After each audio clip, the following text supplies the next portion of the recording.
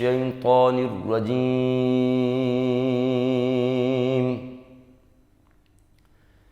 بسم الله الرحمن الرحيم.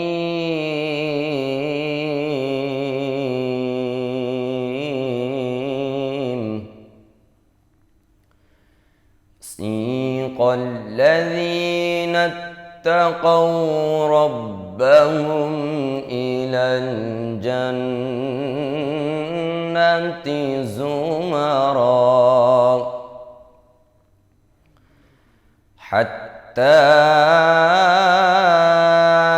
إذا جاءوها وفتحت أبوابها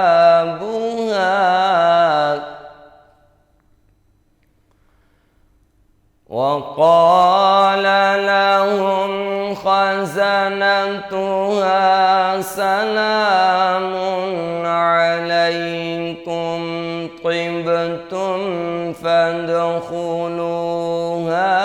خالدين.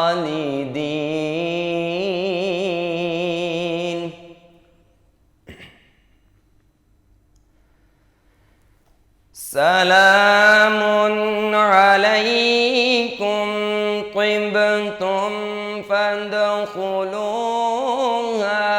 خالدين.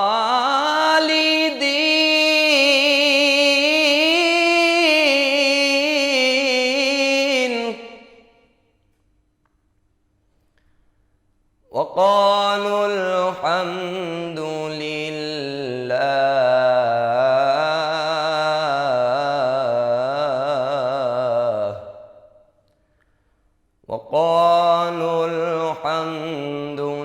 لله الذي صدقنا وعده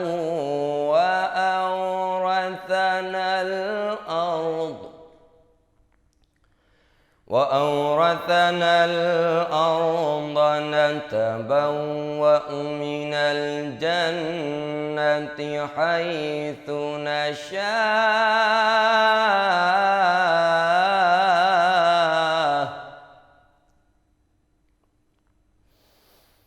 من الجنة حيث نشاء فنعم أجر العاملين.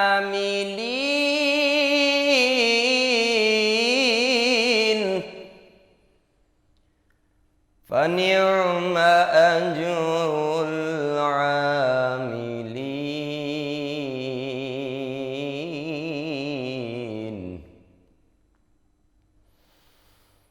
وترى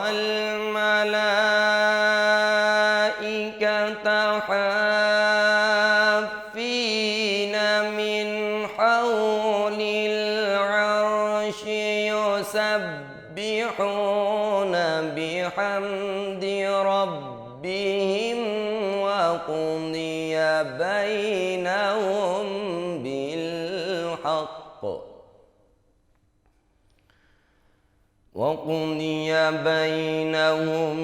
بالحق وقيل الحمد لله.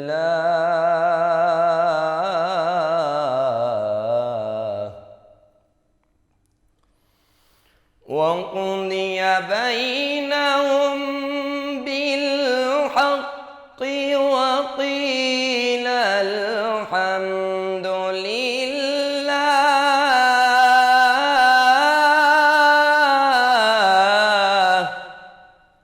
وقيل الحمد لله رب العالمين.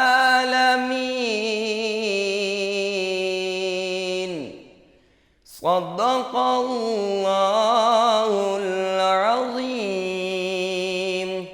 السلام علیکم. روح رمضان ٹرانسمیشن میں آپ سب کو خوش آمدید. میں ہوں آپ کی ہوسٹ نور السحر. امید کرتی ہوں آپ سب ٹھیک ہوں گے، خیریت سے ہوں گے اور آپ کا ماہ رمضان خیر و عافیت سے گزرا ہوگا.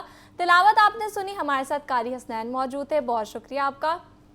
کائنات کا سب سے امیر انسان وہ نہیں جس کے پاس مال و زر کی کثرت ہے، بلکہ وہ ہے جس کا دل شکر کی دولت سے مالا مال ہے. آج کل کی ان پرنور شاموں میں جب ہم افطار کے دسترخوان پر اللہ کی انگنت نعمتوں کا انتظار کر رہے ہوتے ہیں تو آئیے ایک لمحے کے لیے سوچیں کہ کیا ہم واقعی شکر گزار ہیں. ہم اکثر ان چیزوں کا رونا روتے ہیں جو ہمارے پاس نہیں ہیں، لیکن ہم ان ہزار نعمتوں کو بھول جاتے ہیں جو بن مانگے ہمیں عطا کر دی گئی ہیں. روزہ ہمیں سکھاتا ہے کہ ایک گھونٹ پانی اور ایک کھجور کی قیمت کیا ہے. یہ ہمیں کمی کا احساس دلا کر کثرت پر شکر کرنا سکھاتا ہے.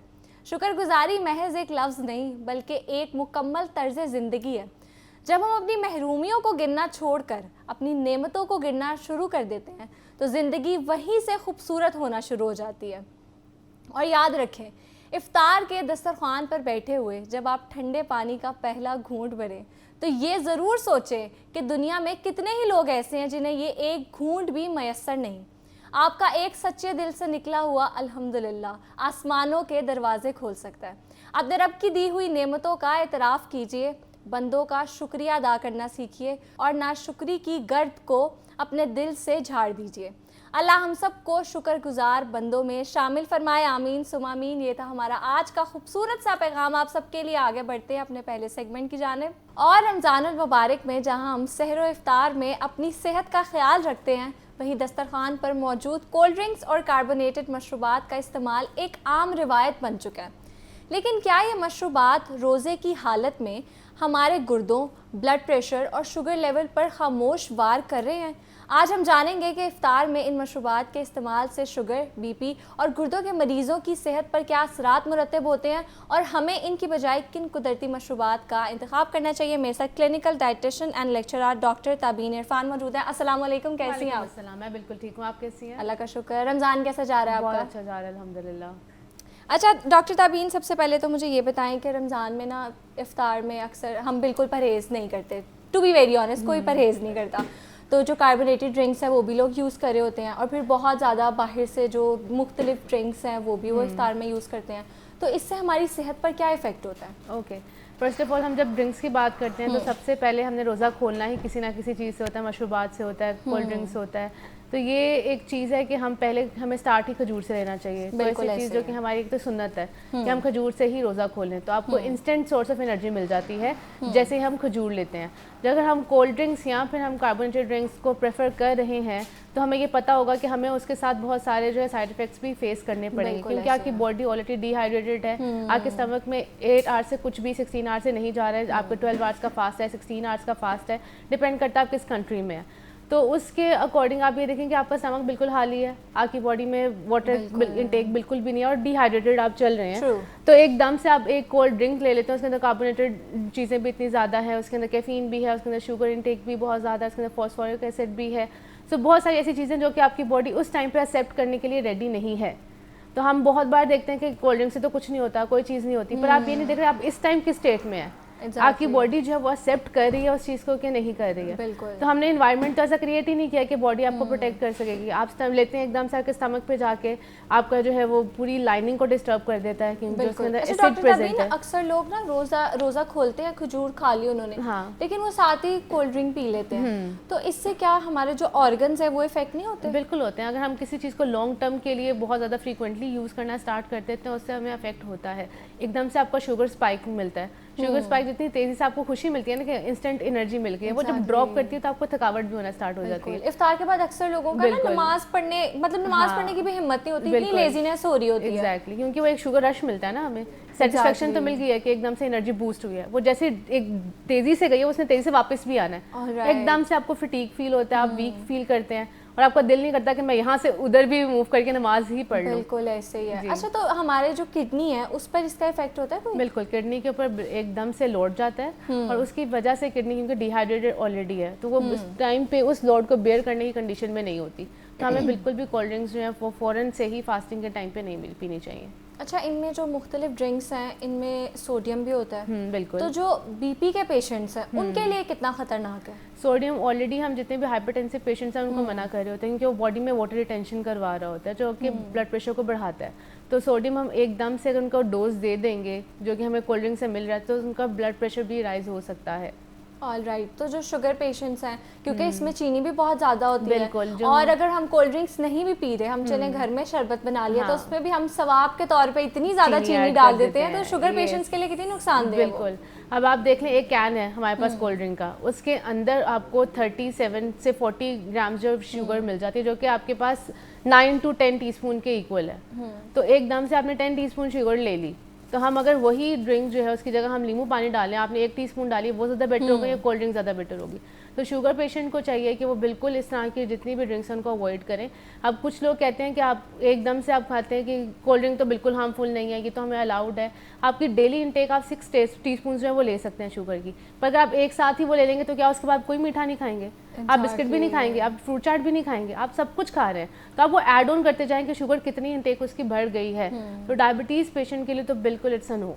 अब आप एक और भी हम लोग के पास कंपैरिजन आता है कि हम जो है वो जीरो कोला ले लें। एग्जैक्टली, मेरा भी एक क्वेश्चन है, हालांकि उसमें भी शुगर होती है, उसमें भी है, वो ऑल्टरनेटिव सोर्सेज हैं, लेकिन ये नहीं है कि आप उसमें कैलोरीज कम हो जाएंगी, एम्प्टी कैलोरीज आ जाएंगी, उसमें आपके पास जो शुगर के ऑल्टरनेटिव्स आ जाएंगे, सुक्रोज आ जाएगा, ये जितने भी हमारे पास शुगर ऑल्टरनेटिव्स हैं, आर्टिफिशियल स्वीटनर्स हैं, वो उस तरह के स्पाइक नहीं करेंगे, लेकिन स्पाइक तो वो भी क्रिएट करेंगे। बिल्कुल, तो इसलिए हमें जो है वो ये सारी चीज़ें जो है अवॉइड करनी चाहिए, क्योंकि लॉन्ग टर्म जो किसी भी चीज़ का यूज़ है ना, वो हमारी बॉडी ऑर्गन्स को है जो है वो डिस्ट्रॉय कर रहा होता है। बिल्कुल ऐसे ही। अच्छा, अक्सर ना लोग शिकायत करते हैं सहरी के बाद भी, इफ्तार के बाद भी, कि उनको एसिडिटी होती है, बर्निंग होती है और हैवीनेस फील करते हैं, तो क्या ये जो मशरूबात हैं इनकी वजह से भी ये होता है? ये अगर हम देखते हैं कि हम लोग स्टार्ट कैसे कर रहे होते हैं अपने इफ्तार को, हम इफ्तार ही डीप फ्राइड चीज़ों से करते हैं, और फिर वो हम एक नहीं खाते कि आपने कहा चलो एक समोसा खा ले, कोई बात नहीं, हम पकौड़ाज खाते हैं, बहुत सारे पकौड़े एक साथ खाते हैं, समोसास खाते हैं, पकौड़ाज खाते हैं, तो जो हम उसको इतना ज़्यादा खा लेते हैं तो उसकी वजह से हमारी बॉडी में ब्लोटिंग भी हो जाती है, एसिडिटी होना शुरू हो जाती है, हार्ट बर्न होना स्टार्ट होता है, इनडाइजेशन हो जाती है, उसके बाद हम स्प्राइट पी लेते हैं।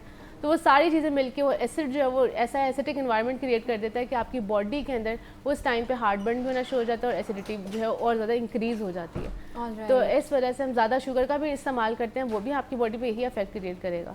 लॉन्ग टर्म शुगर आप इतनी ज़्यादा शुगर लेना शुरू कर देंगे तो वो ओबेसिटी की तरफ ले जाएगा, ओबेसिटी से क्या होगा, इंसुलिन रेजिस्टेंस होना शुरू हो जाएगा।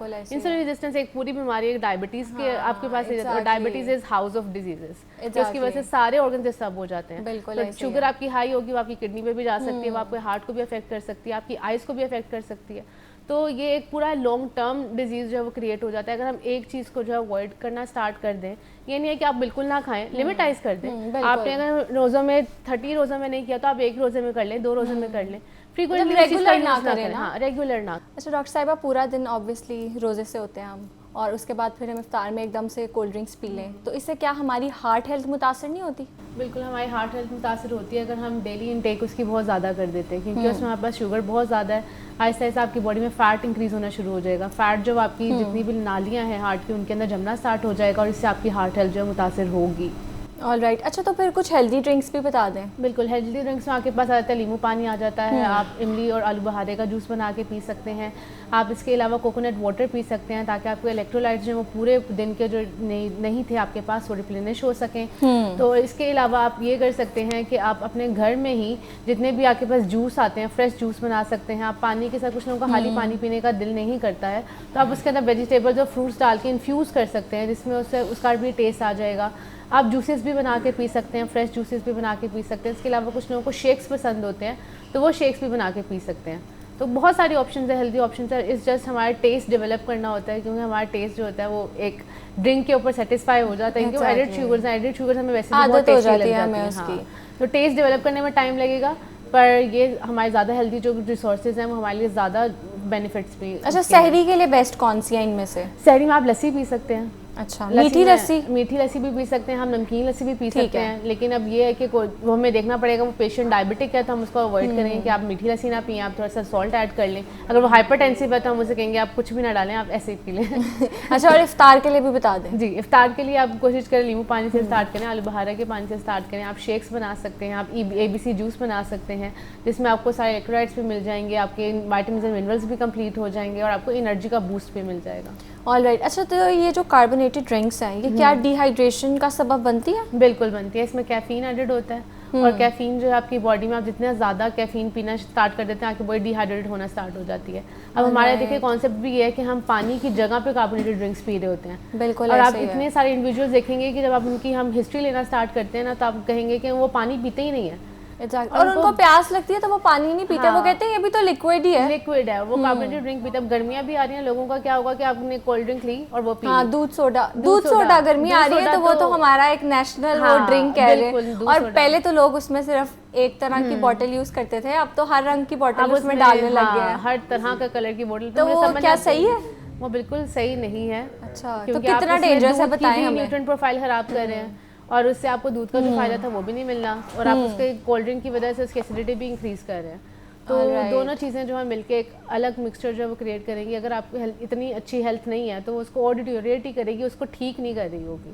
تو آپ کے اسٹمک, جن کو اسٹمک السرز ہوتے ہیں, گرڈ کے ایشوز ہیں, جن کو آلریڈی کڈنی کے ایشوز ہیں, وہ جب یہ ساری چیزیں پیتے ہیں تو ان کی ہیلتھ اور زیادہ خراب ہوتی ہے, ٹھیک نہیں ہو رہی ہوتی. اچھا, کتنی مطلب سیف ہے اگر شوگر کی انٹیک بات کرتے ہیں USDA ڈائٹری گائیڈ لائنس کے مطابق بات کرتے ہیں تو اس میں یہ ہے کہ ہم 150 کیلوریز تک جو ہے وہ میٹھا لے سکتے ہیں, وچ از 6 ٹی اسپونس ڈیلی. لیکن اگر ہم ایک کین ڈرنک کی بات کرتے ہیں اس کے اندر 37 سے 40 گرام سے, مطلب 10 ٹی اسپونس ایک ہی بار میں آپ نے پی لی.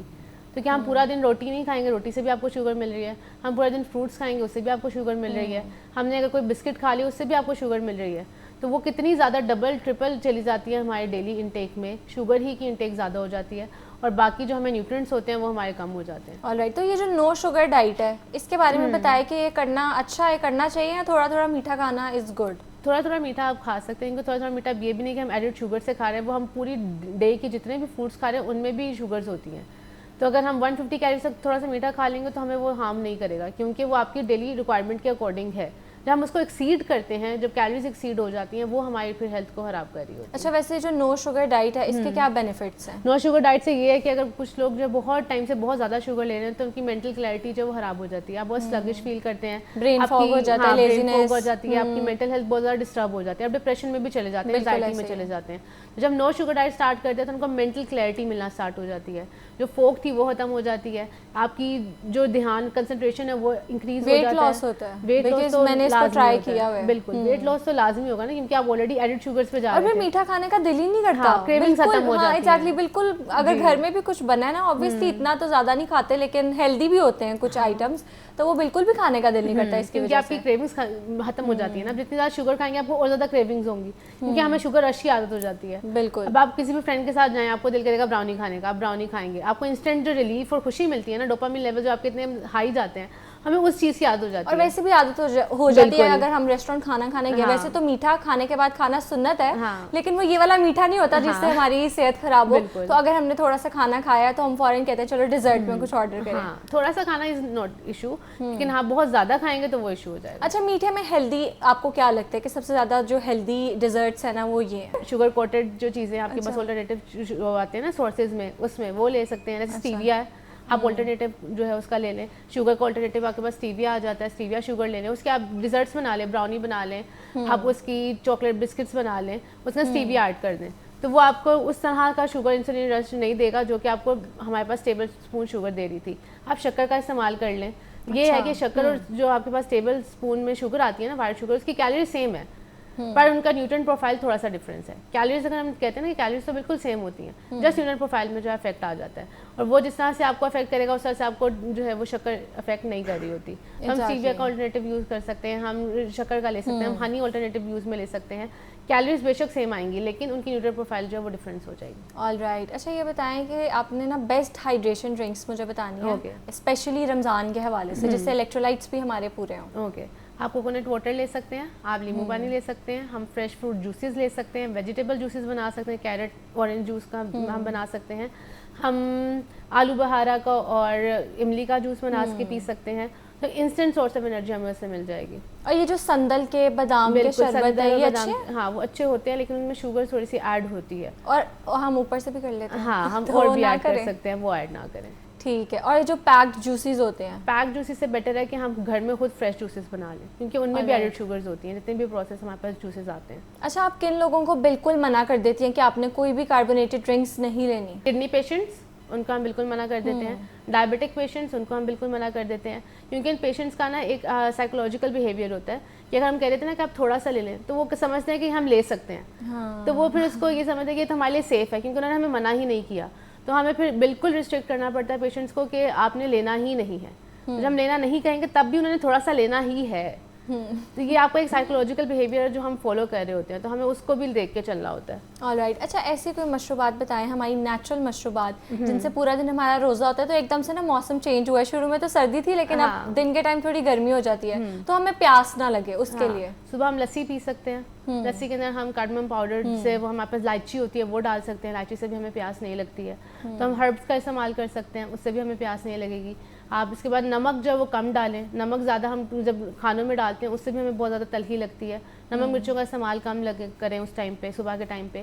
اور دہی بھی ہم کھا سکتے ہیں, تو اس لیے دہی اور لسی, دہی بھی لسی سے ہی آپ کی جو بن رہی ہے, تو اس لیے ہم دہی کا استعمال کر سکتے ہیں. دہی میں آپ تھوڑی سی شوگر ایڈ کر لیں, یا پھر آپ رائتے کی فارم میں بھی لے سکتے ہیں. جیسے آپ ڈائبٹک پیشنٹ ہے وہ تو چینی نہیں ایڈ کریں گے, تو کھیرا کا رائتا بنا سکتے ہیں, منٹ کا رائتا بنا کے کھا سکتے ہیں, اور لسی بھی لے سکتے ہیں. تو یہ دو سب سے بیسٹ آپشنز ہیں, سیف آپشنز ہیں.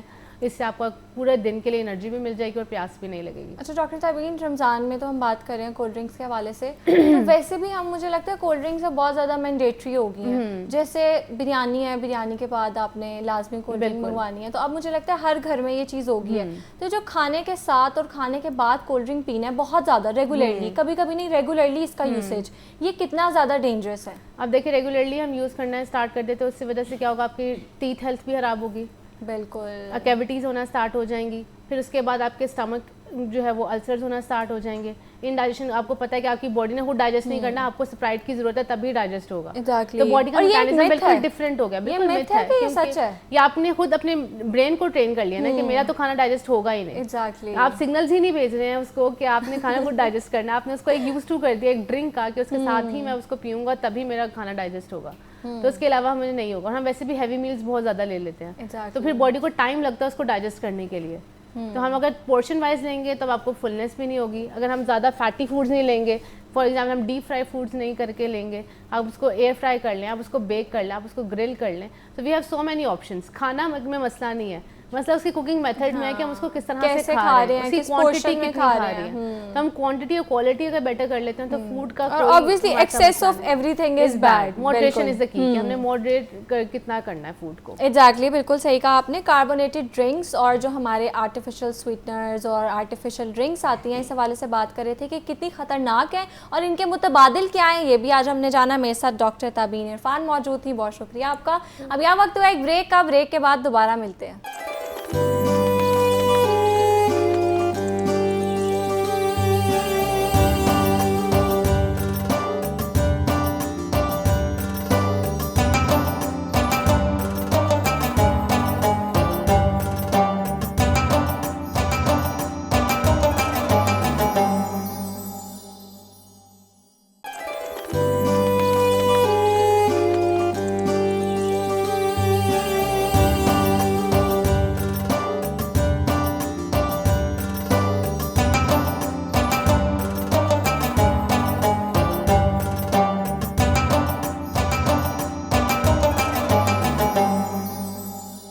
Welcome back. آگے بڑھتے ہیں اپنے سیگمنٹ کی جانب, اور آج ہمارے ساتھ موجود ہے میجر ریٹائرڈ اسرار الحق صاحب, جو کہ ایگزیکٹو ڈائریکٹر سہارا فار لائف ٹرسٹ ہے.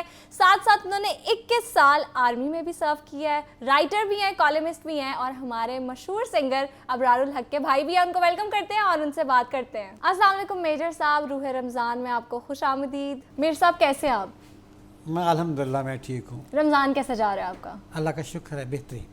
اچھا چلیں میجر صاحب, سب سے پہلے تو جو سغرا شفیع میڈیکل کمپلیکس ہے نارووال میں, اس کا تعارف کروائیں. جی, سغرا شفیع میڈیکل کمپلیکس نارووال میں پچھلے تقریباً 23 سال سے اچھا اٹس ماشاء اپ اینڈ اللہ. رننگ. یہ ایک ایسا یونیک ہاسپٹل ہے جو ریموٹ ایریا کے اندر ہے, بالکل. اور 2003 کے اندر ہم نے اس کو او پی ڈیز کا آغاز کیا تھا. 2007 میں یہ انڈور شروع کر دیا تھا, اور اس کے بعد سے ابھی 650 بیڈڈ ہاسپٹل ہے, جس میں تمام طرح کی ڈیزیز جو ہیں ان کی ٹریٹمنٹ ہوتی ہے. اچھا. کینسر کی ٹریٹمنٹ ہوتی ہے, گائنی, pads, medical, surgical, ENT, I, spine, you name any disease, الحمدللہ وہاں پہ ٹریٹ ہو رہی ہے. اور اس کی وجہ یہ ہے کہ سغرا شفیع میڈیکل کمپلیکس ایک ٹیچنگ ہاسپٹل ہے, اور اس کے ساتھ جو کالج ہے سہارا میڈیکل کالج, اس کو بھی الحمدللہ 10 سال ہو گئے ہیں کہ وہ چل رہا ہے. اور 10 سال میں बैचेस जो हैं पास आउट हो चुके हैं, ऑलराइट। और इसके अंदर जो मेडिकल कॉलेज के साथ जो हॉस्पिटल है, इस हॉस्पिटल में जब नारोवाल में कोई हॉस्पिटल था नहीं, जब ये हॉस्पिटल बना उस वक़्त कंसल्टेंट वहाँ पे अवेलेबल नहीं होता था, FCPS अवेलेबल नहीं होते थे, शायद कोई इक्का दुक्का बंदा अवेलेबल हो, पूरे डिस्ट्रिक्ट के अंदर नहीं होता था। और आज FCPS की कंसल्टेंट की Sughra Shafi medical complex factory है। Okay, that's great. अच्छा, थोड़ा अपनी जर्नी के हवाले से बताएं कि क्या मकासद थे इसको बनाने के पीछे?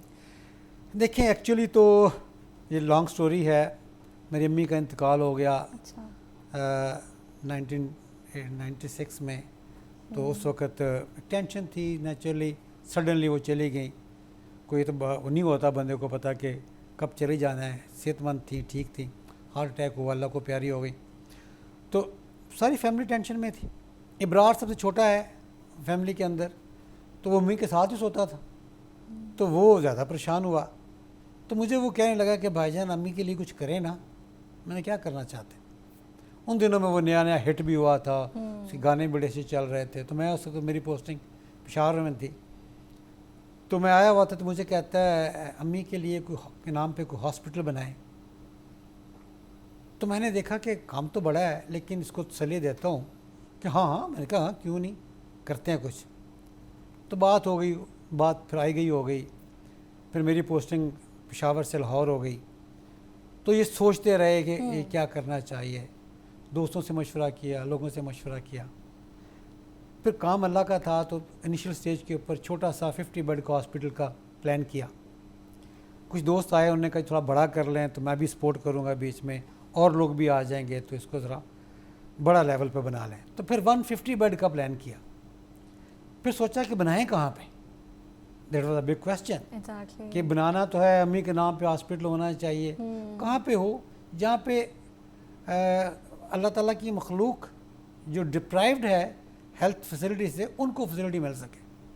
तो फिर हमने एक कमेटी तश्कील दी, कुछ दोस्तों की, कुछ डॉक्टर्स की, कि सर्वे किया जाए कि किस जगह पे बनना चाहिए। तो मुख्तलिफ इलाके देखे गए। कुछ लोग कहते थे कि लाहौर में बना लें, बनाना भी आसान है, डोनर भी मिल जाएगा, लोग देखते हैं तो सपोर्ट भी करते हैं, तो Lahore is the best place. फिर किसी ने कहा कि नहीं, रिमोट एरिया की तरफ चलते हैं। तो फिर हमने काफ़ी सारे डिस्ट्रिक्ट भी देखे, लाहौर को भी देखा। तो जब हमने नारोवाल पहुँचे, हमारा आबाई गांव भी था इत्फाकिया तौर पे, तो वहाँ पे बड़ी पैथेटिक कंडीशन थी। गो के नारोवाल डिस्ट्रिक्ट था उस वक्त भी, लेकिन तहसील लेवल का एक हॉस्पिटल था और बड़ी बुरी हालत में था। वहाँ पे जब विज़िट करने के लिए गए, तो जो गायनी वार्ड थी, वहाँ बिल्ली ने बच्चे दिए हुए थे। अल्लाह, सच में? It's true story. जब ये हालात देखे, तो हमने कहा कि this is the best place Narowal, यहाँ बनाया जाए। तो फिर वहाँ पे नारोवाल में जो हॉस्पिटल का आगाज़ किया गया। बिल्कुल, काफ़ी इंटरेस्टिंग है, क्योंकि मेरा खुद भी एक क्वेश्चन था पर्सनली कि नारोवाल आपने क्यों चूज़ किया, तो बहुत अच्छी स्टोरी है इसके पीछे। अच्छा बताएं, जो आपके हॉस्पिटल्स हैं उनमें कौन कौन सी सहूलियात हैं जो दी जाती हैं? देखिए, क्योंकि जनरल पर्पस हॉस्पिटल है, उसमें तमाम फैसिलिटीज़ हैं। जैसा मैंने पहले बताया कि तमाम डिजीज़ जो भी किसी इंसान को होती हैं, वो उसमें अवेलेबल है। इसमें सबसे अच्छी बात जो है, in terms of saving life, ये एक बहुत बड़ा प्रोजेक्ट है। बड़े बड़े प्रोजेक्ट हैं, लेकिन ये ऐसा प्रोजेक्ट है जिसमें छोटी छोटी डिजीज़ से लोग मर जाते हैं। बिल्कुल। अगर वो टाइमली पहुंच गया, हॉस्पिटल पहुंच गया, ट्रीटमेंट हो गई, जान बच गई। हार्ट अटैक हुआ, जान बच गई। कोई बुलेट इंजरी हुई, कोई रोड एक्सीडेंट हुआ, कोई और ट्रॉमा हुआ, हॉस्पिटल पहुंचा, बच गया।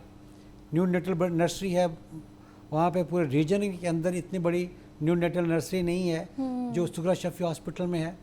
उसमें 1 kg का बच्चा भी बच रहा है अल्हम्दुलिल्लाह। जो प्री मेच्योर बच्चे होते हैं, रिमोट एरिया है, गुर्बत है, ख़वातीन इतना अच्छा उनको खाना नहीं मिलता, बिल्कुल। न्यूट्रिशन की कमी है, प्री मेच्योर बच्चे बहुत पैदा होते हैं, तो वो बच्चे बच रहे हैं अल्हम्दुलिल्लाह इस सुगरा शफी हॉस्पिटल की वजह से नारोवाल में। तो तमाम जो भी डिजीज़ आप नाम लें, अल्हम्दुलिल्लाह वहाँ पे ट्रीट हो रही है माशाल्लाह। अच्छा, जो मुस्तहिक और ज़रूरतमंद अफराद हैं उनके लिए कौन सी सहूलियात है? क्या कम खर्च इलाज और मुफ्त इलाज की सहूलत है यहाँ पर? देखिए, हमारा बड़ा सिंपल और बड़ा यूनिक सिस्टम है। वो ये है, अगर कोई ज़कात का मुस्तहिक आता है تو ہم نے پہلی بات جو بھی زکوٰۃ کا پیسہ ہے، جس طرح کہ رمضان چل رہا ہے تو لوگ زکوٰۃ دیتے ہیں، یہ سارے کا سارا ہم ایک اکاؤنٹ میں ٹرانسفر کرتے ہیں. ایک اکاؤنٹ میں رہتا ہے. اس سے جو بھی پیشنٹ آئے گا وہ وہاں پہ سوشل ویلفیئر ڈپارٹمنٹ سورہ شفیع ہاسپٹل میں، ہاسپٹل کا اپنا ہے، وہاں جا کے بتائے گا کہ میں زکوٰۃ کا مستحق ہوں. ایک چھوٹا سا پرفارما ہے وہ مولوی صاحب فل کرتے ہیں، اور شریعہ کونسل کے مطابق جو اپوائنٹ ہیں ہمارے پاس لوگ، وہ اس کو دیکھتے ہیں اور ان کی ذمہ داری ہوتی ہے. اور اس کو 100% فری ٹریٹمنٹ کی ضرورت ہے تو اس کو 100% فری ٹریٹمنٹ دی جاتی. اگر کوئی کہتا ہے کہ نہیں میں مستحق ہوں لیکن میں زکوٰۃ نہیں لیتا، زکوٰۃ کا مستحق نہیں ہوں، کچھ آپ کے ایسے لوگ بھی ہیں جو سید حضرات ہیں، ان پہ زکوٰۃ نہیں لگتی، بالکل ایسے ہی ہے. ان کو بھی ہم نے پھر استحقاق فارم رکھا ہوا ہے کہ وہ فارم فل کر دیں، ان کا علاج اس میں سے ہو جاتا ہے. پھر کچھ لوگ کہتے ہیں کہ ہم 10% دے سکتے ہیں، 20% دے سکتے ہیں، ہم ان سے وہ بھی لے لیتے ہیں. اور مزے کی بات یہ ہے کہ جو جتنی ٹریٹمنٹ ہے، جو پیڈ ٹریٹمنٹ ہے، وہ اگر لاہور سے یا کسی بھی بڑے ہاسپٹل سے کمپیئر کیا جائے تو جو ہمارا ایکسپینس آتا ہے وہ 25% بھی نہیں ہے. اچھا، اگر آپ کو ایک ٹریٹمنٹ لاہور میں کروا رہی ہیں کسی بھی ایسے ہاسپٹل میں جو اس کے لیول کا ہاسپٹل ہے، تو جو یہاں پہ ٹریٹمنٹ ہوگی اس کا جو پیڈ پیشنٹ ہے وہ 25% پے کرتا ہے. فری والا تو فری ہے ہی ہے، سبسڈائز تو ہے ہی ہے، جو پیڈ ہے وہ بھی 25% پے کرتا ہے. All right, that's so great. اچھا مجھے یہ بتائیں کہ روزانہ کتنے مریضوں کا علاج ہو جاتا ہے وہاں پر؟ تقریباً اراؤنڈ 1000 پیشنٹ جو ہے وہ ہمارے پاس آتے ہیں او پی ڈی کے اندر. اور پچھلے سال اگر میں دیکھوں تو 3.5 لاکھ جو پیشنٹ ہے جن کو ہم نے ٹریٹ کیا ہے سورہ شفیع ہاسپٹل میں ایک سال کے اندر. اور پورا اگر دیکھا جائے تو 70 لاکھ سے زیادہ لوگوں کو ہم ٹریٹ کر چکے ہیں. آل رائٹ، ماشاء اللہ. اچھا بتائیں کہ آپ کے کوئی فیوچر پلانز ہیں ہسپتال کی توسیع کے حوالے سے؟ دیکھیں کوئی بھی چیز جب تک اس کی آپ گروتھ روک دیں گے تو وہ پھر آگے بالکل ایسے ہی بڑھ نہیں سکتا. تو ہمارے پلان رہتے ہیں اور ہر سال ہم ایک نیا پلان دیتے ہیں اور الحمدللہ اس کے اوپر پھر کوشش کرتے ہیں، ایفرٹ کرتے ہیں اور اللہ کی مدد سے اس کو ہم اچیو بھی کرتے ہیں. وہاں پہ ابھی ناروال جیسے ایریا کے اندر ہارٹ کی ٹریٹمنٹ ہم کر رہے ہیں، لیکن بیسک ٹریٹمنٹ کر رہے ہیں. پیشنٹ آیا، ایس کے لگا، ٹھیک ہو گیا، سٹیبل کیا، ٹریٹمنٹ کی، بیسک ٹریٹمنٹ ہارٹ کی سٹیبل کرنے کے بعد ہم اس کو لاہور ریفر کر دیتے ہیں. لیکن بہت سارے لوگ ہوتے ہیں کہتے ہیں ہم لاہور جانے جوگے نہیں ہیں، تو ان کے لیے پھر ہم نے یہ کیا ہے کہ ہم نے وہاں پہ کیتھ لیب لگا دی. الحمدللہ اٹس انڈر انسٹالیشن، میں چند روز میں مکمل ہو جائے گی. اور ساتھ ہم پھر سرجری شروع کر رہے ہیں. جو ہارٹ کی سرجری لوگوں کو لاہور آنا پڑتا تھا، ابھی وہ لاہور نہیں آئیں گے. انشاءاللہ ناروال میں ہارٹ کی سرجری بھی اور ہارٹ کی سٹینٹنگ بھی وہیں پہ ہوا کریں. آل رائٹ، ٹھیک ہے. یہ بتائیں کہ آبویسلی ایک بڑا ادارہ چلا رہے ہیں آپ اور کافی وسائل بھی درکار ہوتے ہیں اس کے لیے، تو جو لوگ افورڈ کر سکتے ہیں آپ ان سے کوئی اپیل کرنا چاہتے ہیں اس حوالے سے؟ جی، یہ تو رمضان کا مہینہ ہے، بالکل میری لوگوں سے درخواست بھی ہے، اپیل بھی ہے کہ آپ کا ایک ایک دیا ہوا روپیہ ایمانداری ذمہ داری کے ساتھ زکوٰۃ کے مستحق لوگوں پہ لگتا ہے، اور جو آپ دیں گے وہ انشاءاللہ وہ لوگ جو زکوٰۃ کے مستحق ہیں ان پہ خرچ ہوگا. اچھا میجر صاحب، سغرا شفیع میڈیکل کمپلیکس ناروال کے ساتھ جو تعلیمی ادارے ہیں ان کے بارے میں تھوڑا سا بتائیں ہمیں. جی، جس طرح پہلے میں نے بتایا کہ میڈیکل کالج ہے. اچھا، صرف میڈیکل کالج نہیں ہے ابھی، اس کے ساتھ ڈی پی ٹی کالج ہے، فارم ڈی کالج ہے، نرسنگ کالج ہے، ایم ایل ٹی ہے، او ٹی ٹی ہے، بی ایس بایو ٹیکنالوجی ہے. یہ سارے کے سارے ادارے ابھی وہ چل رہے ہیں وہاں پہ. الحمدللہ تقریباً 5000 اسٹوڈنٹ ہیں ہمارے پاس جو اس وقت وہاں پہ ہیں. مزے کی بات ہے کہ ہم نے چارٹر بھی لے لیا ہوا ہے، ایچ ای سی اور پی ایچ ای سی کی انسپیکشنز بھی ہو چکی ہیں، اور یونیورسٹی بن گئی ہے. صرف ایک نوٹیفیکیشن کی دوری پہ ہے جو حکومت پنجاب نے روکی ہوئی ہے. Reason best known to them.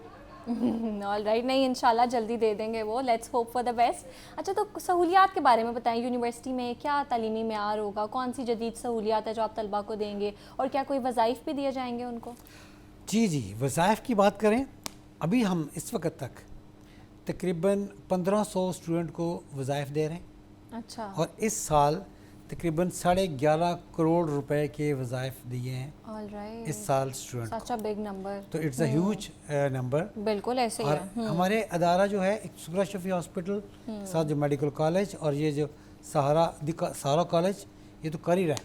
इसके अलावा पसरूर में भी हमारा एक प्रोजेक्ट है, अच्छा, वहाँ पे भी स्कूल है, वो भी फ्री ऑफ कॉस्ट हम तालीम दे रहे हैं। वहाँ पे भी फार्म डी के कैटेगरी बी प्रोग्राम है वो चला रहे हैं।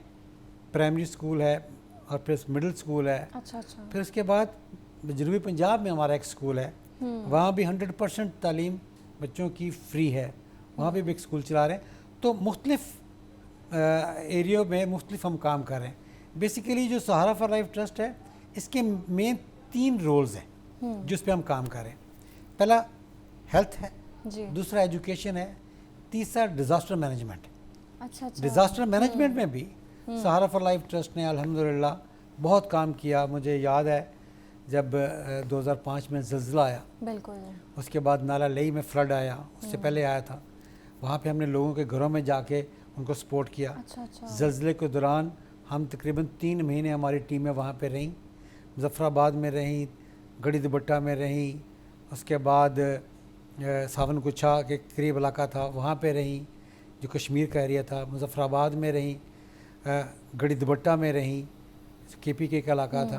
तो उन काफ़ी एरिया के अंदर बालाकोट में रहीं। हमने कुछ 5,500 घर बना के दिए लोगों को, जिसमें फाइबर ग्लास के घर थे। उन दिनों में सर्दी थी तो हमने वो स्टील स्ट्रक्चर बना के फाइबर ग्लास के घर बना के दिए, जो आज भी वहाँ पे लोगों के पास लगे हुए हैं। हमने वहाँ बड़ा काम किया। फिर फ्लड आया 2009 में 10 में, सिंध के अंदर हमने काम किया, कराची में काम किया, हमने वहाँ पे लोगों को घर बना के दिए। जनूबी पंजाब में लोगों को घर बना के दिए, राशन दिया, टेंट दिए, खैमे दिए, रेस्क्यू ऑपरेशन किया और उसमें हमने मेडिकल कैंप्स लगाए।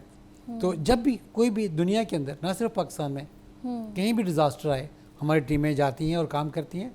रोहिंग्यन मुसलमानों के लिए भी आपको शायद नहीं पता होगा, बांग्लादेश के अंदर जब रोहिंग्यन मुसलमान बांग्लादेश बॉर्डर पार करके आए तो वहाँ पे हमने कैंप लगाए और वहाँ पे भी हमने लोगों को जो है ना किया, तो उनकी भी मदद की। जी, उनकी मदद की।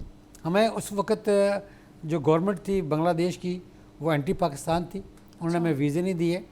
तो फिर हमारी जो पाकिस्तान से बाहर अमेरिका में टीम थी वो मूव की हमने वहाँ से। अच्छा, तो वो जाके उन्होंने वहाँ पे जाके काम किया। ऑल राइट, मतलब सिर्फ आप नेशनल लेवल पे नहीं कर रहे हैं, इंटरनेशनली भी काम कर रहे हैं। जी अल्हम्दुलिल्लाह। ऑल राइट, अच्छा मेजर साहब, तालीम के हवाले से हम बात करें तो हम रोज़ जब सुबह उठते हैं कोई ना कोई नई एडवांसमेंट आई होती है टेक्नोलॉजी में, तो जो क्वालिटी एजुकेशन है उसके लिए आप क्या इकदाम कर रहे हैं? देखिए, हमारी कोशिश ये है, एक तो फैकल्टी डेवलपमेंट प्रोग्राम हमारे पास अच्छा। चलते रहते हैं। दूसरा, हमारे पास फैकल्टी जो है वो टॉप स्टैंडर्ड की है। तीसरा, हम कोलैबोरेट कर रहे हैं अभी, that is in a pipeline, international universities के साथ, ताकि कुछ नए से जदीद चीज़ें जो है ना वो लाई जाएँ। हमारी जितनी भी लैब्स हैं हाईली वेरी वेल इक्विप्ड और बहुत अच्छे स्टैंडर्ड की हैं। अच्छा, पिछले दिनों में मुझे याद आ गया कि वहाँ पे नारोवाल में एक गवर्नमेंट का मेडिकल कॉलेज भी है, अच्छा, अभी रिसेंटली बना है। तो उनके प्रिंसिपल ने रिक्वेस्ट की हमारे प्रिंसिपल से कि हम अपने बच्चों को जो आपकी स्किल लैब है या दूसरी लैब्स हैं वहाँ पे ला के ट्रेनिंग देना चाहते हैं, क्योंकि हमारे पास है नहीं है। अच्छा, फिर आपने अलाउ कर दिया? हमने अलाउ कर दी। All right, that's very great, बहुत अच्छी बात है ये तो।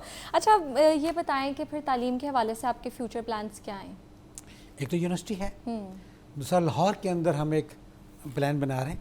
अच्छा, और इंशाल्लाह 1 साल के बाद उम्मीद है कि एक बहुत अच्छे स्टैंडर्ड का जो है अदारा लाहौर वालों को भी मिलेगा। और ना सिर्फ ये, एक्चुअली देखिए प्लान तो बहुत है और सोच भी हमारी अल्हम्दुलिल्लाह बड़ी है, रुकावटें भी बेशुमार हैं। अगर जो रुकावटें आज तक आई हैं अगर वो ना आती तो हम एक से नहीं एक एटलीस्ट 2-3 अदारे और इसी स्टैंडर्ड के, इसी लेवल के पाकिस्तान में बना चुके होते हैं। अच्छा, अगर हमें वो रुकावटें पेश ना आती। ठीक है, तो हमें कहते हैं चलो जितना हम अल्लाह ताला ने हमसे काम करवाना बिल्कुल। हमें वो कबूल है। हमारी जो अचीवमेंट है अगले जहां जाके वो हमारी एफर्ट पे होनी है, नंबर्स पे नहीं होनी। ہماری نیت پہ ہونی ہے ایسے کہ ہم نے کس نیت سے کتنی ایفرٹ کی. بے شک. نمبر تو اللہ کا ہے نا جی, وہ جتنے بنوانا چاہے بنوا دیں, نہ بنوانا چاہے نہ بنوائے. تو ہمیں ہماری ایفرٹ اور کوشش پوری ہے, باقی اللہ نے بنوانا ہو تو بنا دے گا. ہمارا پلان یہ ہے کہ سیم میڈیکل کالج اور ہاسپٹل یا یونیورسٹی اور ہاسپٹل اس کو ریپلیکیٹ کریں in other part of the Pakistan. انشاءاللہ ضرور ہوگا ایسا. اچھا میجر صاحب, جو اس نیک کام میں آپ سے جڑنا چاہیں تو وہ کیسے جڑ سکتے ہیں, یہ بتائیں. دیکھیں, ہمارا آفس ہے 50 برج کالونی لاہور کینٹ میں, وہاں رابطہ کر سکتے ہیں. ٹیلی فون نمبر ہے 042111 یہاں کال کر سکتے ہیں, یا پھر www.saharaforlife.org ویب سائٹ پہ جا کے ڈیٹیل بھی لے سکتے ہیں, وہاں سے مجھ سے بھی رابطہ کر سکتے ہیں. میرا نمبر بھی اویلیبل ہے وہاں پہ, مجھ سے ڈائریکٹ کال کرنا چاہتے ہیں مجھ سے بات کر لیں تو, یا پھر وہاں پہ مینجمنٹ سے رابطہ کر سکتے ہیں. All right. اچھا میجر صاحب, مجھے ایک چیز بتائیں, جو آپ اتنا اچھا کام کر رہے ہیں, فلاحی کام کر رہے ہیں, لوگوں کی مدد کر رہے ہیں, ان کو سہولیات دے رہے ہیں, تو اس کے پیچھے سب سے بڑی موٹیویشن کیا ہے آپ کی؟ دیکھیے بیسیکلی تو خدمت خلق ہے, اور میں سمجھتا ہوں کہ انسان کو نمازیں, روزے, حج, زکوٰۃ یہ فرض ہے, یہ تو اب کرنا ہی ہے. اور اگر ہم قرآن پاک کو اسٹڈی کریں تو جتنا ذکر خدمت خلق اور انسان کی اللہ تعالیٰ کی مخلوق کی خدمت میں ہے اور اس کے احکامات ہیں, میں سمجھتا ہوں اس سے زیادہ بہتر اور کوئی کام ہے نہیں. بالکل. تو اگر آپ نے اپنی عاقبت سنوارنی ہے اور جو دنیا ہمیشہ رہنے والی ہے, یہ تو ٹائم بینگ ہے, یہ تو تھوڑا سا وقفہ ہے. ایکچوئل تو وہی پیریڈ ہے نا جہاں پہ آپ نے رہنا ہے, تو اس کے لیے کیا کرنا ہے, اس کے لیے کچھ کرنا چاہیے. تو وہ بیسک موٹیویشن وہ ہے کہ ہمیں اپنے لیے, اپنے پیرنٹس کے لیے جن کی وجہ سے آج ہم یہاں پہ ہیں, ان کے لیے صدقہ جاریہ بنے. اگر ان کے لیے صدقہ جاریہ بنے, دیکھیے ایک چیز بڑی امپورٹنٹ ہے, وہ یہ ہے جو اکاؤنٹ ہم کھولتے ہیں نا بینکوں میں, یہ اکاؤنٹ بند ہو جاتے ہیں. ایک اکاؤنٹ جو صدقہ جاریہ والا ہے وہ کھلا رہتا ہے. بالکل. جب انسان کی ڈیتھ ہو جاتی ہے بالکل, اس کے بعد بھی کنٹینیو رہتا ہے. عالم ارواح میں ہوتا ہے امتحان, ڈے آف ججمنٹ سے پہلے تک جو آپ کا عالم ارواح میں رہ رہے ہو, آپ جو آپ نے نیکی کام کیے وہ آپ کے اکاؤنٹ میں پیسے جمع ہوتے رہتے ہیں, آپ کی نیکیاں جمع ہوتی رہتی ہیں. وہ نیکیاں کنٹینیو رہنی چاہیے, وہ اکاؤنٹ آپریٹو رہنا چاہیے. وہ تب تک آپریٹو رہے گا جب تک ڈے آف ججمنٹ نہیں آتا. تو اس کے لیے آپ کچھ صدقہ جاریہ کر کے جائیں گے تبھی وہ آپ کا اکاؤنٹ چلتا رہے گا. اگر آپ ایسے کام کر کے جاتے ہیں, کوئی ایسے برے کام کر کے جاتے ہیں جس سے لوگوں کو تکلیف پہنچتی ہے, جس کو لوگوں کو نقصان پہنچتا ہے, جو آپ کے لیے بد دعائیں کر رہے ہوتے ہیں خدا نخواستہ, تو وہ آپ کے لیے نقصان دہ اکاؤنٹ ہوگا. تو آپ نقصان دہ اکاؤنٹ کی بجائے ایک ایسا اکاؤنٹ بنا کے کہ جو آپ کو ڈے آف ججمنٹ. بالکل, بہت خوبصورت بات کی آپ نے, اور آپ بہت اچھا کام کریں. اللہ تعالیٰ آپ کی توفیقات میں برکت دے. بہت شکریہ آپ کے وقت کا. تھینک یو ویری مچ, بہت شکریہ. اب یہاں وقت ہوا ایک بریک کا, بریک کے بعد دوبارہ ملتے ہیں.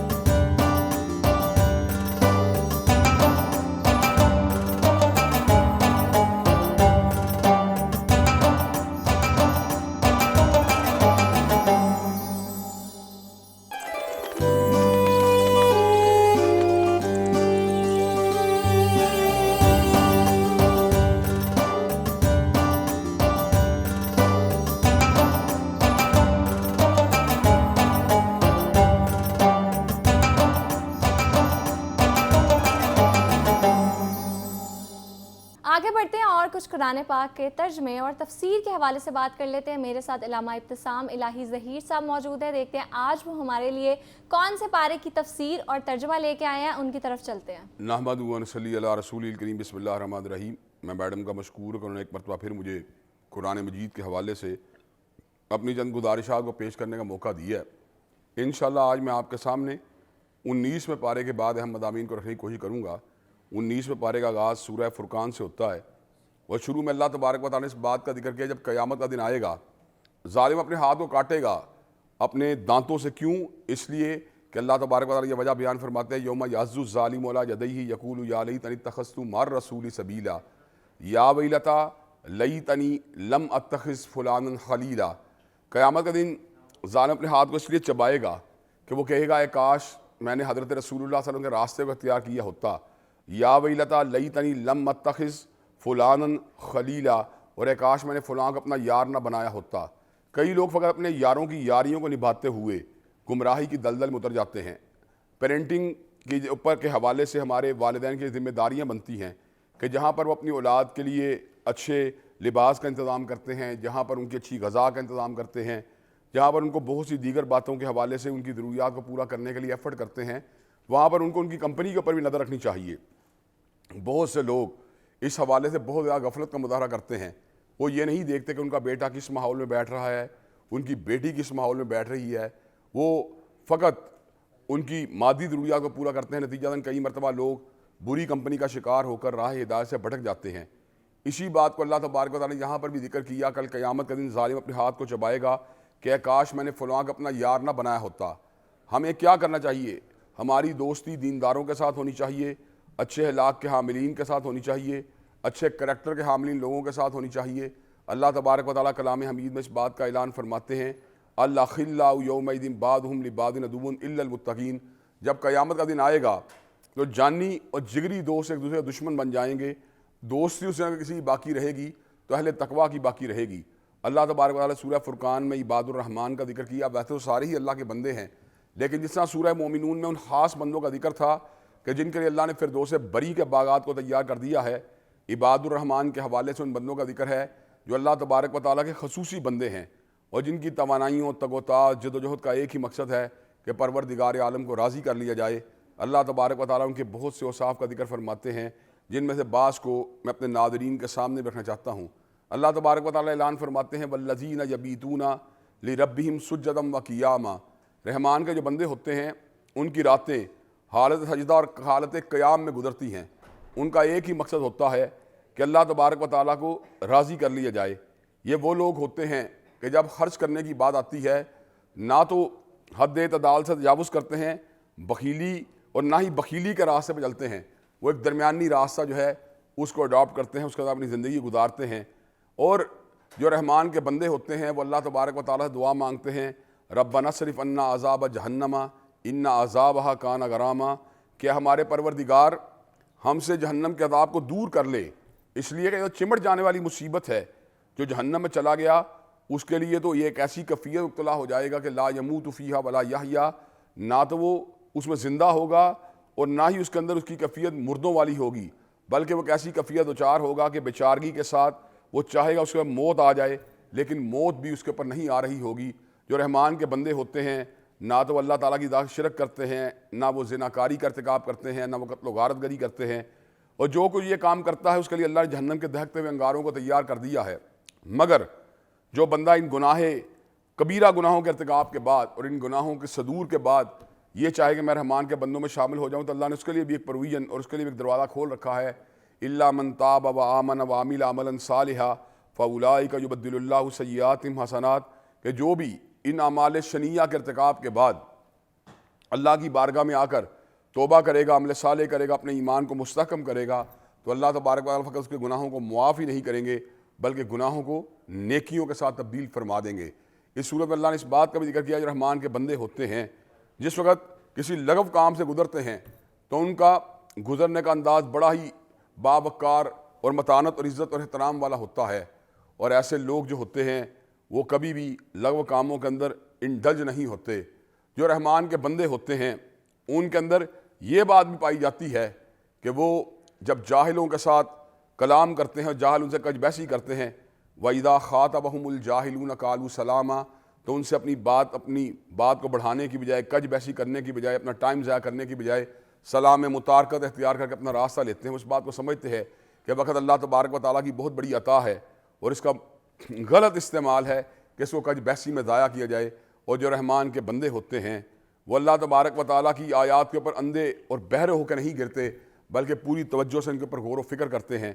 اور جو رحمان کے بندے ہوتے ہیں اللہ تبارک و تعالیٰ سے اپنی بیوی بچوں کے لیے دعا مانگتے ہیں ربنا ہب لنا من ازواجنا و ذریاتنا قرۃ اعین وجعلنا للمتقین اماما، اے ہمارے پروردگار ہمارے بیوی اور بچوں کو ہماری آنکھوں کی ٹھنڈک بنا دے اور ہم سب کو متقین کا امام بنا دے، جن میں یہ اوصاف عالیہ پائے جاتے ہیں اور قابل قدر صفات پائی جاتی ہیں۔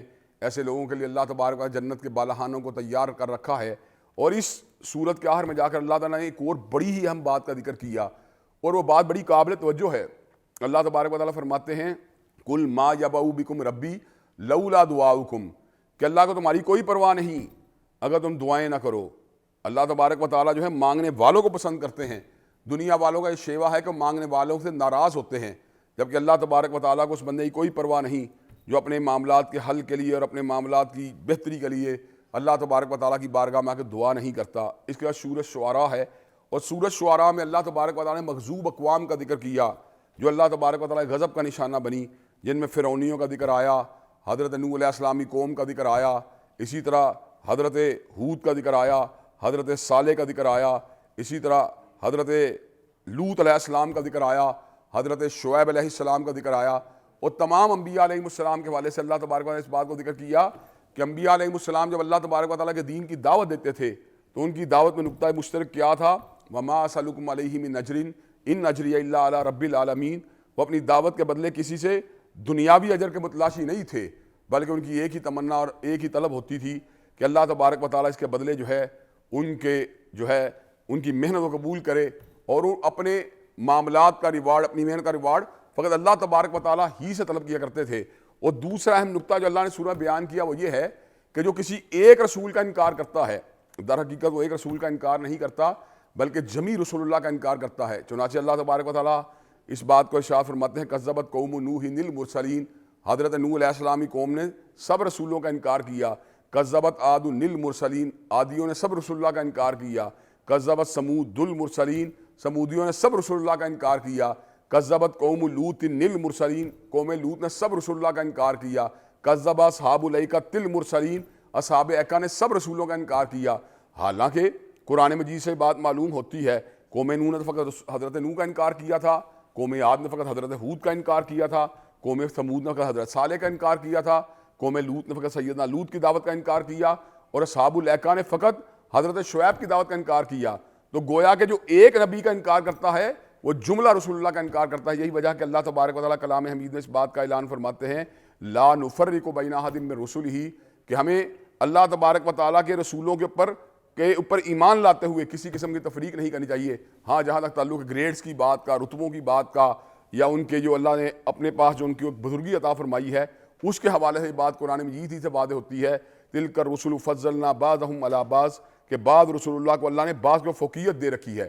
وہ فوقیت جو ہے گریڈز کے اعتبار اپنی جگہ پر ہے، لیکن جہاں تک تعلق ہے ان کے اوپر یقین رکھنے کا، ان کے اوپر ایمان رکھنے کا، تو ہمارا تمام رسولوں کے اوپر یکساں ایمان ہونا چاہیے۔ اس صورت میں اللہ نے اس بات کا بھی ذکر کیا کہ شیاطین جو ہوتے ہیں وہ ان لوگوں پہ اترتے ہیں جو بڑے ہی جھوٹے ہوتے ہیں۔ ان جھوٹے گناہ گاروں کے اندر جب جھوٹ میں مبالغہ آمیزی پائی جاتی ہے یا گناہوں کے اندر جو ہے حد درجے کی یعنی اضافہ ہو جاتا ہے، تو پھر ان کے بعد شیاطین اترنا شروع ہو جاتے ہیں۔ اور ان کے ساتھ ساتھ وہ شعراء جو بلا مقصد شاعری کرتے ہیں، اور ان شعراء کی کیفیت یہ ہوتی ہے ایسی باتیں اپنی زبان سے نکالتے ہیں جن کے اوپر ان کا عمل نہیں ہوتا۔ اور ساتھ ہی ساتھ اللہ تبارک و تعالیٰ یہ بھی بات ارشاد فرماتے ہیں الم تر انہم فی کل واد یہیمون وانہم یقولون ما لا یفعلون، وہ وہم کی وادیوں میں ٹھوکریں کھاتے رہتے ہیں اور زبان سے ایسی باتوں کو نکالتے ہیں جن کے مطابق ان کا اپنا کریکٹر نہیں ہوتا۔ شعراء کی باتوں کے اندر جو ہے وہ ایک جسے کہتے ہیں ایک ویژول چیزیں یا ایک تخیلاتی چیزیں بہت زیادہ پائی جاتی ہیں، لیکن وہ شعراء جو با مقصد شاعری کرتے ہیں جن کا مقصد انسانیت کو سیدھے راستے پہ چلانا ہوتا ہے، جیسے حضرت علامہ اقبال جیسے شعراء، حضرت اکبر الہ آبادی جیسے شعراء، حضرت مولانا الطاف حسین حالی جیسے شعراء، حضرت مولانا ظفر علی خان جیسے شعراء، تو یقیناً یہ شعراء جو ہوتے ہیں ان کی شاعری جب با مقصد ہے وہ کسی بھی اعتبار سے قابل اعتراض یا قابل مذمت نہیں، لیکن اس کے مد مقابل وہ شعراء جو فقط حسن کی بات کریں، فقط جو ہے شہوانی جذبات کی بات کریں، فقط جو ہے انسانوں کو بیکاری یا انسانوں کو جو ہے وقت کے ضیاع کی طرف دھکیلیں، تو ایسے شعراء جو ہیں ان کے اوپر بھی شیاطین کا نزول ہوتا ہے۔ تو لیکن وہ لوگ جو اپنی اصلاح کر لیتے ہیں اور عمل صالح کرنا شروع کر دیتے ہیں اور اللہ تبارک و تعالیٰ کا ذکر کثرت سے کرتے ہیں، اللہ تبارک و تعالیٰ ان سے ان چیزوں کو دور فرما لیتا ہے۔ اس کے بعد سورہ نمل ہے، اور سورہ نمل کا وہ حصہ جو 19वें पारे में आया है अपने मज़ामीन के अतबार से बड़ा ही दिलचस्प और बड़ा ही खूबसूरत है। शुरू में तो अल्लाह तबारक व तआला ने इसके अंदर हज़रत मूसा अलैहिस्सलाम की उस बात का जिक्र किया जब वो ठठरती हुई रात के अंदर अपनी अहलिया के साथ जा रहे थे, तो उनको जिस वक्त अंगारे को देखा उन्होंने दूर से, तो उन्होंने अपनी बीवी को कहा तुम यहाँ ठहरो, ज़रा वहाँ से होके आता हूँ। तो अल्लाह तबारक व तआला उनसे हम कलाम हुए और अल्लाह तबारक व तआला उनको 2 मोजज़ात, एक जद बैज़ा और एक साथ ही आपको जो है वो असा जो था उसके अंदर सांप बनना या अजदहा बनने की जो है कैफियत पैदा की, और बाद में जब उसको पकड़ते थे तो दोबारा अपनी असल हालत पे आ जाता था, इसका जिक्र किया। और साथ ही अल्लाह तबारक व तआला ने इसमें हज़रत सुलेमान अलैहिस्सलाम की जो है हुकूमत का भी जिक्र किया। और शुरू में अल्लाह ने ये बात इरशाद फरमाई वाला का दातईना दाऊदा व सुलैमान इल्मा, हमने दाऊद अलैहिस्सलाम और सुलेमान अलैहिस्सलाम को इल्म से नवाज रखा था, उन दोनों के पास इल्म की नेमत थी। वैसे तो अल्लाह ताला ने उनको इक़्तिदार भी दे रखा था और उनको क़ुव्वत भी दे रखी थी। हज़रत दाऊद के साथ जो थे पहाड़ और परिंदे भी तस्बीह बयान किया करते थे, हज़रत सुलेमान के हुक्म के ऊपर बकाया तौर पर हवाएँ गर्दिश करती थी। लेकिन इस मुकाम पर अल्लाह ताला ने इस बात का जिक्र किया कि अल्लाह तबारक व तआला ने इनको इल्म से नवाज रखा था। और अल्लाह तबारक व तआला इस बात का जिक्र फरमाते हैं कि उन्होंने अल्लाह तबारक व तआला की बारगाह में आके दुआ मांगी, काल अल्हम्दुलिल्लाहिल्लज़ी फ़ज़्ज़लना अला कसीरिम मिन इबादिहिल मोमिनीन, कि अल्लाह तबारक व तआला तेरी इस बात का शुक्र है कि तूने हमें बहुत से मोमिनों को फजीलत अता फरमाई है। उसके बाद अल्लाह तबारक व तआला दरबार सुलेमानी का एक मंजर जो है कुरान मजीद में बयान करते हैं कि हज़रत सुलेमान अलैहिस्सलाम अपने दरबार में मौजूद होते हैं और उस मौके के ऊपर तमाम परिंदों चरिंद के नुमाइंदगान वहाँ पर मौजूद होते हैं, लेकिन हुदहुद वहाँ पे मौजूद नहीं होता। तो सैयदना सुलेमान अलैहिस्सलाम कहते हैं फ़क़ाल मालिया ला अरल हुदहुदा अम कान मिनल गायबीन, कि हुदहुद कहाँ पर है, मुझे नज़र नहीं आ रहा। लउज़्ज़िबन्नहु अज़ाबन शदीदन औ लअज़बहन्नहु औ लयातियन्नी बिसुल्तानिन मुबीन, मैं उसको ज़िबा कर दूंगा या उसको बड़ी सख्त पनिशमेंट दूंगा, इल्ला ये कि वो अपने गैर हाज़िरी कोई मकबूल दलील पेश नहीं करता। थोड़ी देर के बाद हुदहुद आ गया और कहने लगा कि अल्लाह ताला ने आपको बड़ा कुछ दिया है, लेकिन मैंने एक ऐसी सल्तनत देखी है सबा की बस्ती कि जिनका हमारी जैसी नेमतें तो नहीं, लेकिन फिर भी अपनी हैसियत से उनको बहुत कुछ अल्लाह ने दे रखा है। लेकिन उनके अंदर एक बहुत बड़ी कबाहत ये पाई जा रही है कि वो सूरज की पूजा करते हैं। उनकी मलका वहाँ पर जो है एक औरत उनके ऊपर हाकिम है, हालांकि उनको अल्लाह तबारक व तआला की पूजा करनी चाहिए। शैतान ने उनके लिए इस अमल को मुदय्यन कर रखा है और वो अल्लाह तबारक व तआला के रास्ते से दूर होते चले जा रहे हैं। हज़रत सुलेमान अलैहिस्सलाम ने मलका सबा के नाम एक खत लिखा जो बिस्मिल्लाहिर्रहमानिर्रहीम से शुरू हो रहा था। उसने अपने दरबारियों से मुहातिब होकर ये बात कही, इन्नहु मिन सुलैमाना व इन्नहु बिस्मिल्लाहिर्रहमानिर्रहीम, ये सुलेमान बादशाह की तरफ खत आया है और ये बिस्मिल्लाहिर्रहमानिर्रहीम से लिखा गया है। मेरे साथियों तुम मुझे क्या मशवरा देते हो? साथियों ने कहा हम बड़े ताकतवर हैं, बड़ी क़ुव्वत वाले हैं और जैसे आप हमें हुक्म करेंगी हम उसके तामील के लिए तैयार हैं। तो मलका ने इस मौके पर जवाब दिया, जब बादशाह किसी करिया में चले जाते हैं तो उस करिया में रहने वाले ऊपर लोगों को डाउन कर देते हैं, डाउन को अप कर देते हैं। चुनाचे मैं हज़रत सुलेमान के पास एक तोहफ़ा भेजूंगी। उसने हज़रत सुलेमान के पास एक तोहफ़ा भेजा। सैयदना सुलेमान का जब तोहफ़ा पहुंचा तो आपने कहा तू मुझे तोहफ़ा दे रही है, जबकि अल्लाह ने जो मुझे माल दे रखा है उस माल से बहुत बेहतर है जो तुझे अता किया है। आपने उस वक्त अपने दरबारियों को मुहातिब होकर कहा, क्या तुम में से कोई शख्स मौजूद है जो मलका सबा को बमा उसके तहत के यहाँ पर पेश करे? तो एक बड़ा ताकतवर जिन खड़ा हुआ, कहने लगा मैं उसको आपके इस दरबार के बरहास होने से पहले पहले यहाँ पे पेश कर सकता हूँ। लेकिन काल अल्लाज़ी इंदहु इल्मुम मिनल किताब, एक ऐसा शख्स जिसका किताब का इल्म, इसमें आदम का इल्म, अल्लाह की सिफ़ात उलिया का इल्म था, उसने कहा मैं यहाँ पर उसके तहत को पेश करूँगा पलक झपकने के अंदर। तो उस मौके पर अल्लाह तबारक व तआला की तरफ से जो करामत ज़ाहिर हुई, वहाँ पर मलका सबा के जो है तहत को पेश कर दिया गया। जब तहत को पेश किया गया तो हज़रत सुलेमान अलैहिस्सलाम ने उसको आजमाने के लिए उसके तहत को आल्टर किया और आल्ट्रेशन के बाद मलका सबा को पेश किया। जब उस तहत को पेश किया गया तो मलका सबा से पूछा गया ये तहत किसका तहत है? तो मलका सबा ये बात कहने लगी ये तहत जो है ये तो मेरा ही मालूम हो रहा है।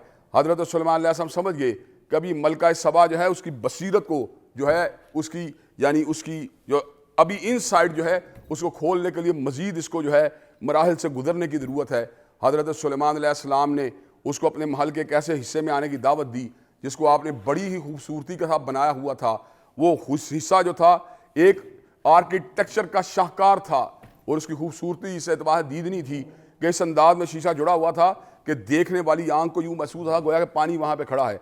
मलका सबा को जब महल के उस हिस्से में आने की दावत दी गई तो क्या हुआ, कील अलहदहु लिस्सरहा फलम्मा रातहु हासिबतहु लुज्जतन व कशफतन साकैहा, जब मलका को उस हिस्से में आने की दावत दी गई तो मलका ने यूँ महसूस किया गोया कि पानी खड़ा है। उसने उस पानी की छींटों से बचने के लिए अपनी पंडली से कपड़े ऊपर किया تو اس موقع کے اوپر حضرت سلیمان علیہ السلام نے کہا انہو سرہم ممرد من قواریر، جس فرش کو تم جو ہے پانی سمجھ رہی ہو، در حقیقت وہ پانی نہیں بلکہ شیشہ ہے۔ یہ بات کہنے کی دیر تھی کہ ملکہ سبا اس بات کو سمجھ گئی کہ حضرت سلیمان علیہ السلام اس کو اس بات کی تلقین کر رہے ہیں کہ جس طرح تم شیشے اور پانی کا فرق نہیں کر سکی، اسی طرح تم اللہ تبارک و تعالیٰ کے نور اور سورج کی روشنی کا فرق بھی نہیں کر سکی، اللہ تبارک و تعالیٰ کی نورانیت کو تم بھانپ نہیں سکی۔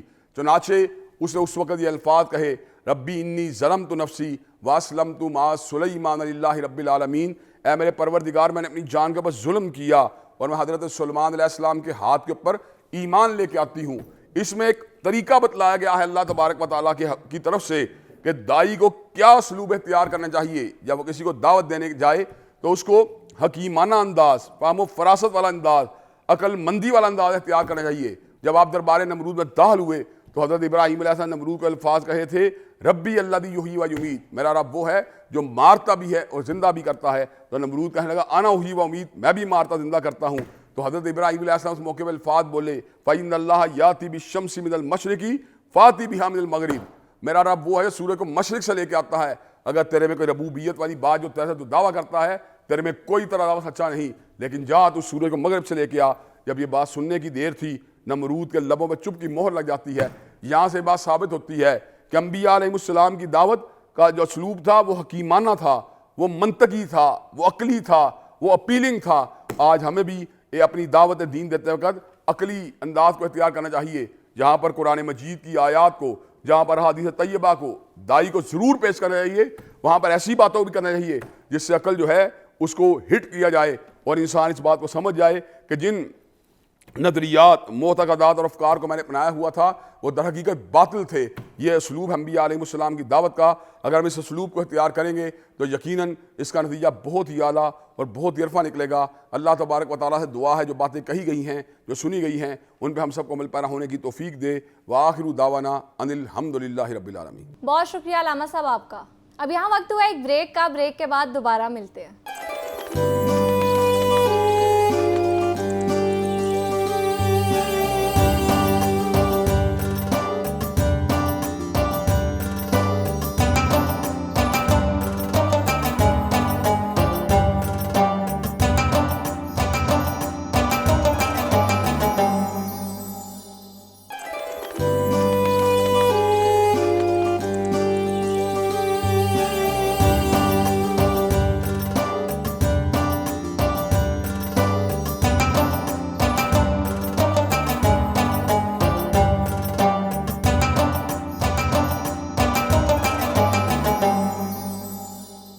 Welcome back. آگے بڑھتے ہیں اپنے سیگمنٹ کی جانب، اور رمضان المبارک اپنے آخری پڑاؤ کی جانب گامزن ہے، اور اس کے ساتھ ہی وہ مبارک گھڑیاں قریب ہیں جب بندہ دنیا کے تمام ہنگاموں کو چھوڑ کر، اپنے گھر بار اور کاروبار سے کٹ کر صرف اور صرف اپنے خالق کی چوکھٹ پر ڈیرا ڈال لیتا ہے۔ اعتکاف، جس کا لفظی مطلب ہی ٹھہر جانا یا رک جانا ہے، یہ ایک ایسی خوبصورت خلوت ہے جہاں انسان اپنی روح کی صفائی کرتا ہے اور لیلۃ القدر کی تلاش میں اپنی راتیں سجدوں میں گزار دیتا ہے۔ لیکن کیا اعتکاف صرف مسجد کے کونے میں بیٹھنے کا نام ہے؟ اس کے آداب کیا ہیں؟ اس کی روحانی حقیقت کیا ہے؟ اور وہ کون سی غلطیاں ہیں جو ہماری اس عظیم عبادت کے اجر کو کم کر سکتی ہیں؟ آج کے اس خاص سیگمنٹ میں ہمارے ساتھ موجود ہیں معزز علماء کرام، جن سے ہم اعتکاف کے فقہی مسائل اور اس کی روحانیت پر تفصیلی گفتگو کریں گے۔ میرے ساتھ موجود ہیں احسن اویس مصطفی صاحب اور ساتھ ساتھ ڈاکٹر پیر طارق شریف زادہ صاحب۔ السلام علیکم، کیسے ہیں آپ دونوں؟ اچھا ڈاکٹر صاحب، سب سے پہلے تو یہ بتائیں کہ اعتکاف کی بنیادی حقیقت کیا ہے اور اس کا اصل مقصد کیا ہے؟ بسم رب محمد کریم علیہ الصلوۃ والتسلیم۔ سب سے پہلے تو یادآوری کا شکریہ، اور یقیناً رمضان المبارک کے اندر ایک بہت ہی نمایاں حوالہ جو ہے وہ اعتکاف کی صورت میں عبادات کا ایک مکمل نظام ہے جو ہمیں پروردگار عالم کے ساتھ جڑنے کا ایک موقع عطا کرتا ہے۔ یہ ایک ایسی عظیم الشان عبادت ہے جو سال میں کسی وقت بھی نفلی درجے پر جو ہے وہ کی جا سکتی ہے، لیکن میں یہ سمجھتا ہوں کہ رمضان المبارک کے ساتھ اس کا جو ایک خاص امتیازی تعلق ہے وہ اپنی جگہ اس کی اہمیت کو کئی گنا بڑھا دیتا ہے۔ جب ہم اعتکاف کی تعریف پر جاتے ہیں تو اعتکاف کا لفظی مطلب جو ہے وہ تو رک جانا ہے، یعنی کسی چیز سے خود کو باز کر لینا، روک لینا ہے۔ اور شرعی اصطلاح میں، عرفیت میں ہم اس سے یہ سمجھتے ہیں کہ رمضان المبارک کے اندر یا عام ایام میں پروردگار عالم کی رضا اور خوشنودی حاصل کرنے کے لیے خود کو دنیا اور امور دنیا سے منقطع کر کے اللہ رب العزت کے ساتھ جوڑنے کے لیے اللہ کے ساتھ راز و نیاز میں اپنا احوال اللہ کی بارگاہ میں پیش کرنے کے حوالے سے، اپنی عاجزی، اپنی توبہ پیش کرنے کے حوالے سے، آئندہ کے کچھ پاکیزہ وعدے اور ارادے اللہ کے سامنے رکھنے کے لیے خلوت اختیار کرنا یہ اعتکاف کہلاتا ہے۔ اور اعتکاف اتنا خوبصورت عمل ہے، اور اس کی تاریخ پر جب ہم جاتے ہیں تو ہمیں یہ اندازہ ہوتا ہے کہ اس کی تاریخ خود اتنی ہی پرانی ہے جتنی اس کرۂ ارضی کے اوپر انسانوں کی تاریخ پرانی ہے۔ اعتکاف کا آغاز اور ابتدا اس کرۂ ارضی پر حضرت آدم علیہ السلام کی طرف سے ہوتا ہے، اور ہم یہ تاریخ دان ہمیں یہ بتاتے ہیں کہ غار حرا وہ خوش نصیب مقام ہے جس کی سب سے بنیادی اور اساسی حیثیت تو سرکار دو عالم صلی اللہ علیہ وسلم کی نسبت ہے، لیکن یہ بھی اس کا ایک امتیازی پہلو ہے کہ انسانی تاریخ کا پہلا اعتکاف حضرت آدم علیہ السلام کی طرف سے غار حرا کے اندر کیا گیا، اور اس اعتکاف کی برکت ہی یہ تھی کہ پروردگار عالم نے ان کو خواب کے ذریعے اللہ اپنے محبوب رسول صلی اللہ علیہ وسلم کی وہ جو اسم گرامی کی شناسائی ہے وہ دوبارہ سے عطا فرمائی، جن کی نسبت اور تعلق سے آپ نے اپنی توبہ پیش کی، اور اللہ رب العزت نے گویا آپ کی توبہ جو ہے اس پر فرمان رحمت جاری کیا۔ میں یہ سمجھتا ہوں یہ ایک استعارہ ہے یہ احوال اور یہ واقعہ ہم سب کے لیے کہ اعتکاف میں جب بندہ ساری دنیا سے منقطع ہو کر بے بس ہو کے اپنے آپ کو اللہ رب العزت کی بارگاہ میں اپنی توبہ کے ہمراہ پیش ہوتا ہے تو رب العزت کی طرف سے فرمان رحمت جو ہے وہ جاری کر دیا جاتا ہے، اور پھر اس توبہ میں جب اللہ کے ساتھ پاکیزہ وعدے اور شکرانے کے کچھ احوال اور ارادے جو ہیں وہ رکھے جاتے ہیں تو یقیناً یہ جو توبہ کا اور اللہ کے ساتھ خلوت میں راز و نیاز کرنے کا عمل ہے یہ بندے کے لیے روحانی ترقی اور ترفع کا ذریعہ اور وسیلہ بن جایا کرتا ہے۔ رمضان المبارک میں اس کی اہمیت کا اندازہ ہم اس بات سے لگا سکتے ہیں کہ خود سرکار دو عالم صلی اللہ علیہ وسلم کے مستقل معمولات کا حصہ رہا کہ آپ رمضان المبارک کے اندر اعتکاف جو ہے اس کو اختیار کیا کرتے تھے، اور اس درجے پر اعتکاف کا اہتمام ہوتا کہ بعض مرتبہ سرکار دو عالم صلی اللہ علیہ وسلم سے ثابت ہے کہ آپ نے 10 دن کا اعتکاف کیا، اور پھر ایک آخری سال جو تھا سرکار دو عالم کا دنیا سے تشریف لے جانے والا، اس سال رسول رحمت صلی اللہ علیہ وسلم نے 20 دن کا اعتکاف فرمایا، اور سیرت نگاروں نے ایک مقام پر ایک سال رمضان المبارک کے پورے مہینے کا اعتکاف جو ہے اس کا احوال بھی لکھا، اور سرکار دو عالم صلی اللہ علیہ وسلم نے اس کے احوال کے ذیل میں وضاحت کرتے ہوئے یہ فرمایا کہ میں نے پہلے 10 دن اعتکاف کیا، پھر میں نے مزید 10 دن اعتکاف کیا، اور آخری پھر مجھے یہ بتایا گیا کہ وہ جو شب قدر ہے جو ایک عظیم الشان رات ہے جس کے بارے میں جس کی اہمیت اور عزت افزائی کے لیے رب العزت نے قرآن حکیم میں ایک پوری سورت کو اس کے ساتھ منسوب کر دیا ہے، اور اس کے بارے میں یہ بتایا ہے کہ یہ 1000 مہینوں سے بہتر ہے۔ رسول رحمت صلی اللہ علیہ وسلم فرماتے ہیں کہ میں اس رات کی تلاش کی غرض سے جو ہے وہ میں آگے بڑھتا گیا اور 10 دن کا اضافہ کرتا گیا اور پورا مہینہ، اور حضور فرماتے ہیں کہ جب 20 دن مکمل ہوئے تو مجھ پر پروردگار عالم نے اس بات کو آشکار فرمایا، روشن فرمایا کہ شب قدر کی جو اہمیت اور فضیلت ہے اور اس کے ڈھونڈنے کا عمل ہے اسے جو رمضان کا آخری عشرہ ہے اس کی طاق راتوں میں جو ہے وہ ڈھونڈا جائے اور اسے دریافت کیا جائے۔ احسن صاحب یہ بتائیں کہ اعتکاف کو ہم کس طرح زیادہ اجر والا کر سکتے ہیں؟ بسم اللہ الرحمن الرحیم۔ اعتکاف کے فضائل و مسائل کے حوالے سے اعتکاف وہ عبادت ہے جس میں انسان اور مومن اللہ کی بارگاہ میں قرآن کے اس حکم کے مطابق کہ وَاذْكُرِ اسْمَ رَبِّكَ وَتَبَتَّلْ إِلَيْهِ تَبْتِيلًا کہ اپنے رب کا ذکر یوں کرو کہ ہر ایک سے کٹ کے صرف اس کے ہو جاؤ، تو اسی تبتیل اور تبتل کے اس کہ دنیا سے کٹ کر صرف مالک کی رضا کے لیے 10 دن کے لیے بیٹھنا یہ اعتکاف کہلاتا ہے۔ یہ تاجدار کائنات صلی اللہ علیہ وسلم کا طریقہ ہے اور سنت موقدہ کے زمرہ میں آتا ہے۔ اسی اعتبار سے ایسی کون سی چیزیں ہم اعتکاف میں کریں کہ جس سے ہمارا اعتکاف اجر میں بھی بلندتر ہو سکے اور ہماری اندر کی تبدیلی کا باعث اور اپنے آپ کو اپنے اللہ اور اس کے رسول صلی اللہ علیہ وسلم کے احکامات کے مطابق بھی بہتر کر سکتے ہیں۔ تو اس حوالے سے اجر کے اعتبار سے یہ ہے کہ آپ اپنے اعتکاف کو اس طرح سے روز کے شیڈول میں ترتیب دیں جس میں 5 نمازوں کے ساتھ ساتھ فرض نمازوں کے ساتھ ساتھ درود پاک کو اپنا وظیفہ بنائیں۔ درود پاک کے ساتھ ساتھ آپ قرآن فہمی کا ایک پورا پورشن رکھیں جس میں قرآن سمجھ سکیں، پھر قرآن سمجھنے کے ساتھ حدیث کو پڑھنے اور اس کو سمجھنے کی کوشش کیجیے، اور تیسرے مقام کے اوپر اہل علم کی مجلس میں دینی مسائل کو سمجھنے کی کوشش کیجیے۔ اور ان چیزوں کے ساتھ ذاتی وظائف کا استعمال جاری رکھیے۔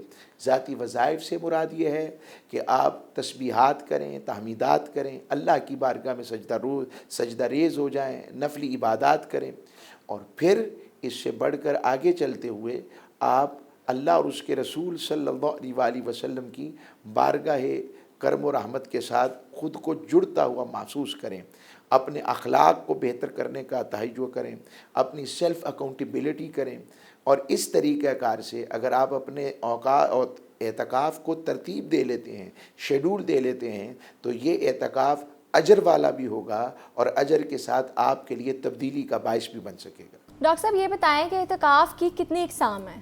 جہاں تک اعتکاف کے اقسام کی بات ہے تو جو فقہا ہیں، صاحبان علم ہیں، انہوں نے ہمیں یہ بتایا کہ اعتکاف اللہ کے ساتھ خلوت میں وہ جو راز و نیاز کی ایک نیت کرنا ہے، اپنے آپ کو دنیا سے منقطع کرنا ہے، اس کی نیت جو ہے وہ 3 انداز میں ہوتی ہے، اور اسی طرح اس کی جو اقسام ہیں وہ بھی پھر 3 بن جاتی ہیں۔ ایک، جب کوئی بندہ اللہ کے سامنے اپنی کوئی خواہش، اپنا ارادہ، اپنی مصیبت، مشقت، پریشانی رکھتا ہے اور اللہ سے دعا کرتا ہے کہ مالک الملک میرا اگر یہ کام جو ہے وہ اس میں آسانی کا کوئی معاملہ ہو جائے، میری یہ خواہش پوری ہو جائے، میری یہ دعا قبول ہو جائے، میرا یہ معاملہ درست ہو جائے، تو میں شکرانے کے طور پر دنیا سے منقطع ہو کے کچھ وقت کے لیے تیرے سامنے بیٹھوں گا۔ اسے جو ہے وہ واجب کہتے ہیں یا منت کا، نظر کا اعتکاف کہا جاتا ہے۔ پھر دوسرا جو سب سے نمایاں حوالہ ہے وہ مسنون اعتکاف ہے، یہ جو رمضان المبارک کے اندر سرکار دو عالم صلی اللہ علیہ وسلم سے ہم تک پہنچتا ہے اور جس کی بہت اہمیت اور فضیلت ہے۔ رسول اللہ صلی اللہ علیہ وسلم نے اس کی اہمیت اور فضیلت کے ذیل میں یہ فرمایا کہ یہ اللہ کے ہاں اتنا مقبول ہے کہ کوئی شخص اگر 10 دن کا اعتکاف کرتا ہے تو وہ ایسا ہے جیسے اس نے 2 حج اور 2 عمرے کیے، ان کا جتنا اجر ہے اتنا ان 10 دنوں کا رمضان المبارک کے اندر جو ہے وہ اعتکاف کرنا اللہ کے ہاں پسندیدہ عمل ہے۔ پھر اگلے درجے کے اوپر ہم یہ دیکھتے ہیں کہ یہ جو مسنون اعتکاف ہے، کیونکہ یہ سنت مؤکدہ علی الکفایہ ہے، اس کا مطلب یہ ہے کہ اس کی اہمیت اس درجے پہ ہے کہ بستی میں سے اگر کوئی ایک شخص بھی اس کو اختیار کر لیتا ہے تو پروردگار عالم کی ہاں پوری بستی جو ہے اس کی طرف سے یہ ایک نذرانے کے طور پر، اظہار محبت کے طور پہ قبول کر لیا جاتا ہے۔ لیکن اگر پوری بستی غفلت کا شکار رہتی ہے تو پوری بستی اللہ کے ہاں جو ہے وہ گناہگار تصور کی جاتی ہے۔ یہ مسنون اعتکاف جو دوسری قسم ہے۔ پھر اس کے بعد ایک تیسری قسم کا اعتکاف ہے جسے ہم عرفیت میں نفلی اعتکاف کہتے ہیں، اور یہ اعتکاف کسی وقت بھی کیا جا سکتا ہے۔ وہ جو پہلی 2 اقسام ہیں اعتکاف کی، ان کے بارے میں ہم جانتے ہیں، اور خاص طور پہ مسنون اعتکاف کے حوالے سے چند بنیادی شرائط ہیں، جب تک ان کو پورا نہ کیا جائے تو مسنون اعتکاف کی برکت ہم تک نہیں پہنچتی ہے۔ یعنی وہ ان چند شرائط میں بہت اساسی شرط یہ ہے کہ مسلمان جو ہے ان میں مرد جو ہے وہ مسجد کے اندر اپنا اعتکاف اختیار کرے گا، اور ایسی مسجد جہاں پر نماز کا اہتمام ہوتا ہے، اذان کا، اقامت کا اہتمام ہوتا ہے، وہاں وہ اپنا قیام کرے گا۔ اور اگر سنت والا اعتکاف کرنا ہے تو اس کے بارے میں یعنی ہم سب اس سے باخبر ہیں کہ 20ویں روزے کی جو غروب آفتاب ہے اس سے پہلے اس نے مسجد میں اپنے مقام کو مقرر کرنا ہے، گویا وہاں پر مسجد میں جا کے بیٹھنا ہے، اور پھر جب تک ہلال عید نظر نہ آ جائے، چاند عید کا نظر نہ آ جائے، اس کی اطلاع نہ آ جائے، اس وقت تک اس نے اپنے مقام کو چھوڑنا نہیں ہوتا۔ تو مسنون جو اعتکاف ہے اس کی بنیادی شرائط میں پہلی شرط جو ہے وہ مسلمان مرد کا مسجد کے اندر اعتکاف کرنا ہے۔ خواتین کے لیے بہترین جگہ ان کے گھر کے اندر ہے، وہ اپنے گھر کے اندر کوئی ایک کمرہ جسے عبادت گاہ کے طور پر منتخب کر سکیں۔ اگر اس کی سہولت نہیں ہے تو کمرے کا کوئی ایک گوشہ، کوئی ایک حصہ جو ہے اس کو جائے نماز کے طور پر، مصلی کے طور پر مخصوص کر دیں، اور پھر وہیں بیٹھ کر اللہ کے ساتھ جو ہے وہ راز و نیاز کریں۔ صوفیاء یہ بتاتے ہیں کہ یہ جو اعتکاف ہے نا، اصل میں یہ ایسے ہے جیسے کوئی عظیم الشان بادشاہ کی چوکھٹ پر جو ہے وہ بیٹھ جائے اور کہے کہ مالک تیرا نام، تیری شہرت، تیری سخاوت بڑی سن رکھی ہے، تو اپنے ساتھ محبت کرنے والوں پر بڑا مہربان ہے، بس کرم فرما، رحم فرما، تیری چوکھٹ اس لیے پکڑ لی ہے کہ اب یہاں سے فرمان رحمت جاری کروائے بغیر میں نے یہاں سے نہیں واپس جانا۔ تو یہ سنت اعتکاف کی یعنی بنیادی شرائط میں ہی شامل ہے۔ پھر جو تیسرے درجے کا اعتکاف ہے جسے ہم نفلی اعتکاف کہتے ہیں، وہ میں نے جیسے پہلے عرض کیا کہ کسی بھی فقہا یہ کہتے ہیں کہ 2 نمازوں کے درمیان اس کو جو ہے وہ کیا جا سکتا ہے، اور اچھا عمل یہ ہے کہ جب بھی آپ مسجد کے اندر داخل ہوں، ہم صاحبان علم کو دیکھتے ہیں، صاحبان حال کو ان کا معمول ہمارے سامنے ہے کہ وہ جب مسجد کے اندر داخل ہوتے ہیں تو اسی وقت ہی اعتکاف کی نیت کر لیتے ہیں۔ اگلی نماز تک کے لیے، تو گویا وہ جتنا وقت بھی ان کو میسر آ جاتا ہے مسجد کے اندر، وہ سارے کا سارا اللہ کے ہاں اعتکاف کے درجے پر قبول کیا جاتا ہے، اور یقیناً اعتکاف میں کی جانے والی دعائیں عام دنوں کی نسبت زیادہ اللہ کے ہاں مقبولیت کی امید اور یقین رکھتے ہیں۔ احسن صاحب یہ بتائیں کہ اگر اعتکاف کے دوران ہماری طبیعت خراب ہو جائے تو کیا اعتکاف توڑنا جائز ہے، اور کیا اس کا کوئی کفارہ بھی ہے؟ تو اعتکاف کو، مفسدات اعتکاف یا اعتکاف کو توڑنے والی 4 چیزیں ہیں۔ سب سے پہلے یہ ہے کہ بلا عذر مسجد سے باہر نکل جانا کسی وجہ کے بغیر، حالت اعتکاف کے اندر حقوق زوجیت کو ادا کرنا۔ عورت جب اعتکاف میں ہو تو ان کے اسپیشل ڈیز جب شروع ہو جائیں تو ان کا اعتکاف بھی ٹوٹ جاتا ہے۔ خواتین اس حوالے سے ہم سے مسائل اگر طلب کرتی ہیں اور پوچھتی ہیں تو اس کا جواب یہ ہے کہ آپ کو بہت شوق اعتکاف میں بیٹھنے کا آتا ہے، تو آپ اپنے ڈاکٹر سے میڈیسیشن کے ذریعے بھی اپنے آپ کو کنٹینیو کرتے ہوئے اس کو مینیج کر سکتی ہیں، اور کسی عذر کے بغیر اعتکاف گاہ سے باہر نکلنا اور ضرورت سے زیادہ باہر ٹھہرنا، جیسے یہ جو واش رومز وغیرہ عمومی طور پر اعتکاف گاہ میں ہوتے ہیں، یہ اعتکاف گاہ کا حصہ نہیں ہوتے۔ اگر آپ اس میں زیادہ دیر ٹھہرتے ہیں، باتیں کرتے ہیں یا ادھر ٹہلتے ہیں تو اس سے آپ کے اعتکاف کے ٹوٹنے کا خطرہ ممکن ہے۔ اچھا ڈاکٹر صاحب، اس حوالے سے آپ بھی بتا دیں کہ اعتکاف کے دوران اگر طبیعت خراب ہو جائے تو اعتکاف توڑنا جائز ہے، اور اس کے کفارے کے حوالے سے بھی بتا دیں۔ جہاں تک اعتکاف کو بیماری کی حالت میں منقطع کرنے کا عمل ہے تو یہ بالکل ویسے ہی ہے جیسے روزے کے ساتھ معاملہ ہے، اور کیونکہ اعتکاف جو ہے وہ بھی اس کی بنیادی شرائط میں جیسے مسجد کے اندر مرد کا بیٹھنا ہے، بالکل روزے کی حالت جو ہے وہ بھی اعتکاف کے تقاضوں میں سے ایک تقاضا ہے، شرائط میں سے ایک شرط ہے۔ تو جیسے ہی معتکف کا بیماری کی حالت میں یا کسی ایسی ناگزیر وجوہ کی بنیاد پر روزہ ٹوٹتا ہے تو اس کا اعتکاف خود بخود جو ہے وہ ختم ہو جاتا ہے۔ اب اس کی قضا یہ ہوتی ہے کہ اسے اس دن کا اعتکاف، اس ایک دن کا اعتکاف جو ہے اسے دوبارہ کرنا ہوتا ہے، اور یہ پیش نظر رہے کہ یہ مجبوری کی وجہ سے جو اعتکاف جو ہے وہ ناقص ہوتا ہے اس کے بارے میں یہ حکم ہے۔ جو اعتکاف کے اندر کسی غفلت کی بنیاد پر یا جان بوجھ کر کوئی آدمی اعتکاف کے جو بنیادی تقاضے ہیں ان میں سے کسی کو منقطع کر دیتا ہے، جیسے بغیر کسی سبب کے مسجد سے باہر آ جاتا ہے، روزہ توڑ دیتا ہے، یا مسجد سے باہر نکل آتا ہے، ایسی ساری صورتوں میں پھر روزے کی قضا جو ہے وہ قضا کے ساتھ ساتھ اس کا کفارہ بھی دینا ہوگا۔ احسن صاحب یہ بتائیں کہ اعتکاف کے دوران اگر کوئی ایمرجنسی ہو جائے، کسی کام کی وجہ سے بندہ مسجد کی حدود سے باہر جا سکتا ہے یا نہیں؟ کیا یہ سچ ہے کہ اعتکاف کے دوران سونا یا آرام کرنا اس کے اجر میں کمی کا باعث بن سکتا ہے؟ اگر تو یہ بہت زیادہ ریئر کیس ہے اور امپورٹنٹ ہے تو اس کو اجازت ہے کہ وہ اپنا اس حصے کا اس دن کو قضا کر لے، اور اس کا اعتکاف ٹوٹ جائے گا، واپس آ جائے تو وہ نفلی اعتکاف کی نیت کرتے ہوئے بقیہ کو ادا کر لے، اور ایک دن کی قضا بعد میں ادا کر سکتا ہے۔ ایک طریقہ کار تو یہ ہے۔ دوسرا طریقہ کار یہ ہے کہ اتنی انتہائی ضرورت پڑ گئی ہے تو اجازت ہے کہ وہ تھوڑی دیر کے لیے باہر جا کر واپس آ سکتا ہے، مگر یہ بہت اضطراری اور ریئر کیس ہوتا ہے، اس میں آ سکتا ہے تو اس صورت میں بھی اس کے اعتکاف کو کوئی مسئلہ نہیں ہوتا، اس کا اعتکاف قائم و دائم ہے۔ اور پھر اعتکاف میں مجبوری کی صورت، مثلا بیمار ہو گیا ہے تو بیماری کی کیفیت میں جان بچانا فرض ہے، ایسی پرابلم ہے کہ اس کی جان جانے کا خطرہ ہے یا زیادہ نقصان ہونے کا خطرہ ہے تو وہ اعتکاف کو قضا کر کے جان بچانا فرض آ جاتا ہے۔ اعتکاف میں یہ سونے کے حوالے سے جو بات ہے تو اعتکاف میں آرام کا ایک سیشن ہونا چاہیے اور آرام سے سونے میں کوئی حرج نہیں، لیکن اعتکاف ہی سونے کے لیے ہو یہ بات غلط ہے، یا کھانے پینے کے لیے ہو، مرغن غذائیں اور اسپیشل قسم کے وہاں پر بوفیز آ رہے ہیں، تو یہ اعتکاف کے مقصود نہیں ہے۔ اعتکاف کا مقصد یہ ہے کہ آپ قلیل الطعام تھوڑا کھائیں، قلیل المنام تھوڑا سوئیں، قلیل الکلام تھوڑا بولیں، او کل خیرا او لیصمت، حضور کی حدیث ہے یا تو اچھی بات کرو یا خاموش رہو۔ اس صورتحال میں اپنے آپ کو اپنے مولا سے وابستہ رکھیں، سونے میں حرج نہیں ہے یہ بھی، اور معتکف جب سوتا ہے تو اللہ کریم اس کے سونے پر بھی اسے اجر عطا فرماتا ہے، کیونکہ اس کی نیت اپنے رب کے لیے ہوتی ہے، حتیٰ کہ اس کے سانس لینے پر بھی رب اجر عطا فرماتا ہے۔ تو ہمیں ان اجور کو اپنی زندگی میں تبدیلی کے لیے، اپنے مالک کے ساتھ محبت کو قائم و دائم رکھنے کے لیے، اور اپنی روح کی پیوریفیکیشن کے لیے، اور قبر و حشر کی اللہ اور اس کے رسول کی بارگاہ سے محبت پانے کے لیے، اور تاجدار کائنات کی شفاعت کے اصول کے لیے اپنی ان چیزوں کو بالکل پیوریفائی کرتے ہوئے اپنے مولا کے لیے خالص وابستہ ہونا چاہیے۔ اچھا ڈاکٹر صاحب، خواتین کے حوالے سے بھی بتا دیں کہ ان کے اعتکاف کا شرعی طریقہ کیا ہے؟ پروردگار عالم نے ایک ایسا خوبصورت فطری نظام ہمیں عطا کیا ہے کہ جہاں پر مرد و زن کی ثواب کے حوالے سے کوئی تقسیم نہیں ہے، یعنی جو بھی اللہ کو راضی کرنے کے لیے میدان عمل میں اترے گا، عبادت کے ساتھ عاجزی کے ساتھ اللہ کی بارگاہ میں پیش ہوگا، سب کے لیے ایک جیسے عبادت کے مواقع ہیں۔ اور اعتکاف کے معاملے میں بھی یہ معاملہ ہے کہ مرد و زن دونوں جو ہیں، جو اپنے آپ کو دنیا سے منقطع کر کے مخلوق سے اور مخلوق کے معاملات سے، دنیا داری کے تقاضوں سے خود کو جدا کر کے اللہ کے سامنے پیش کرے گا، اس کے لیے اللہ کے ہاں سے جو ہے وہ قبولیت کی سند ہے۔ حضور نے تو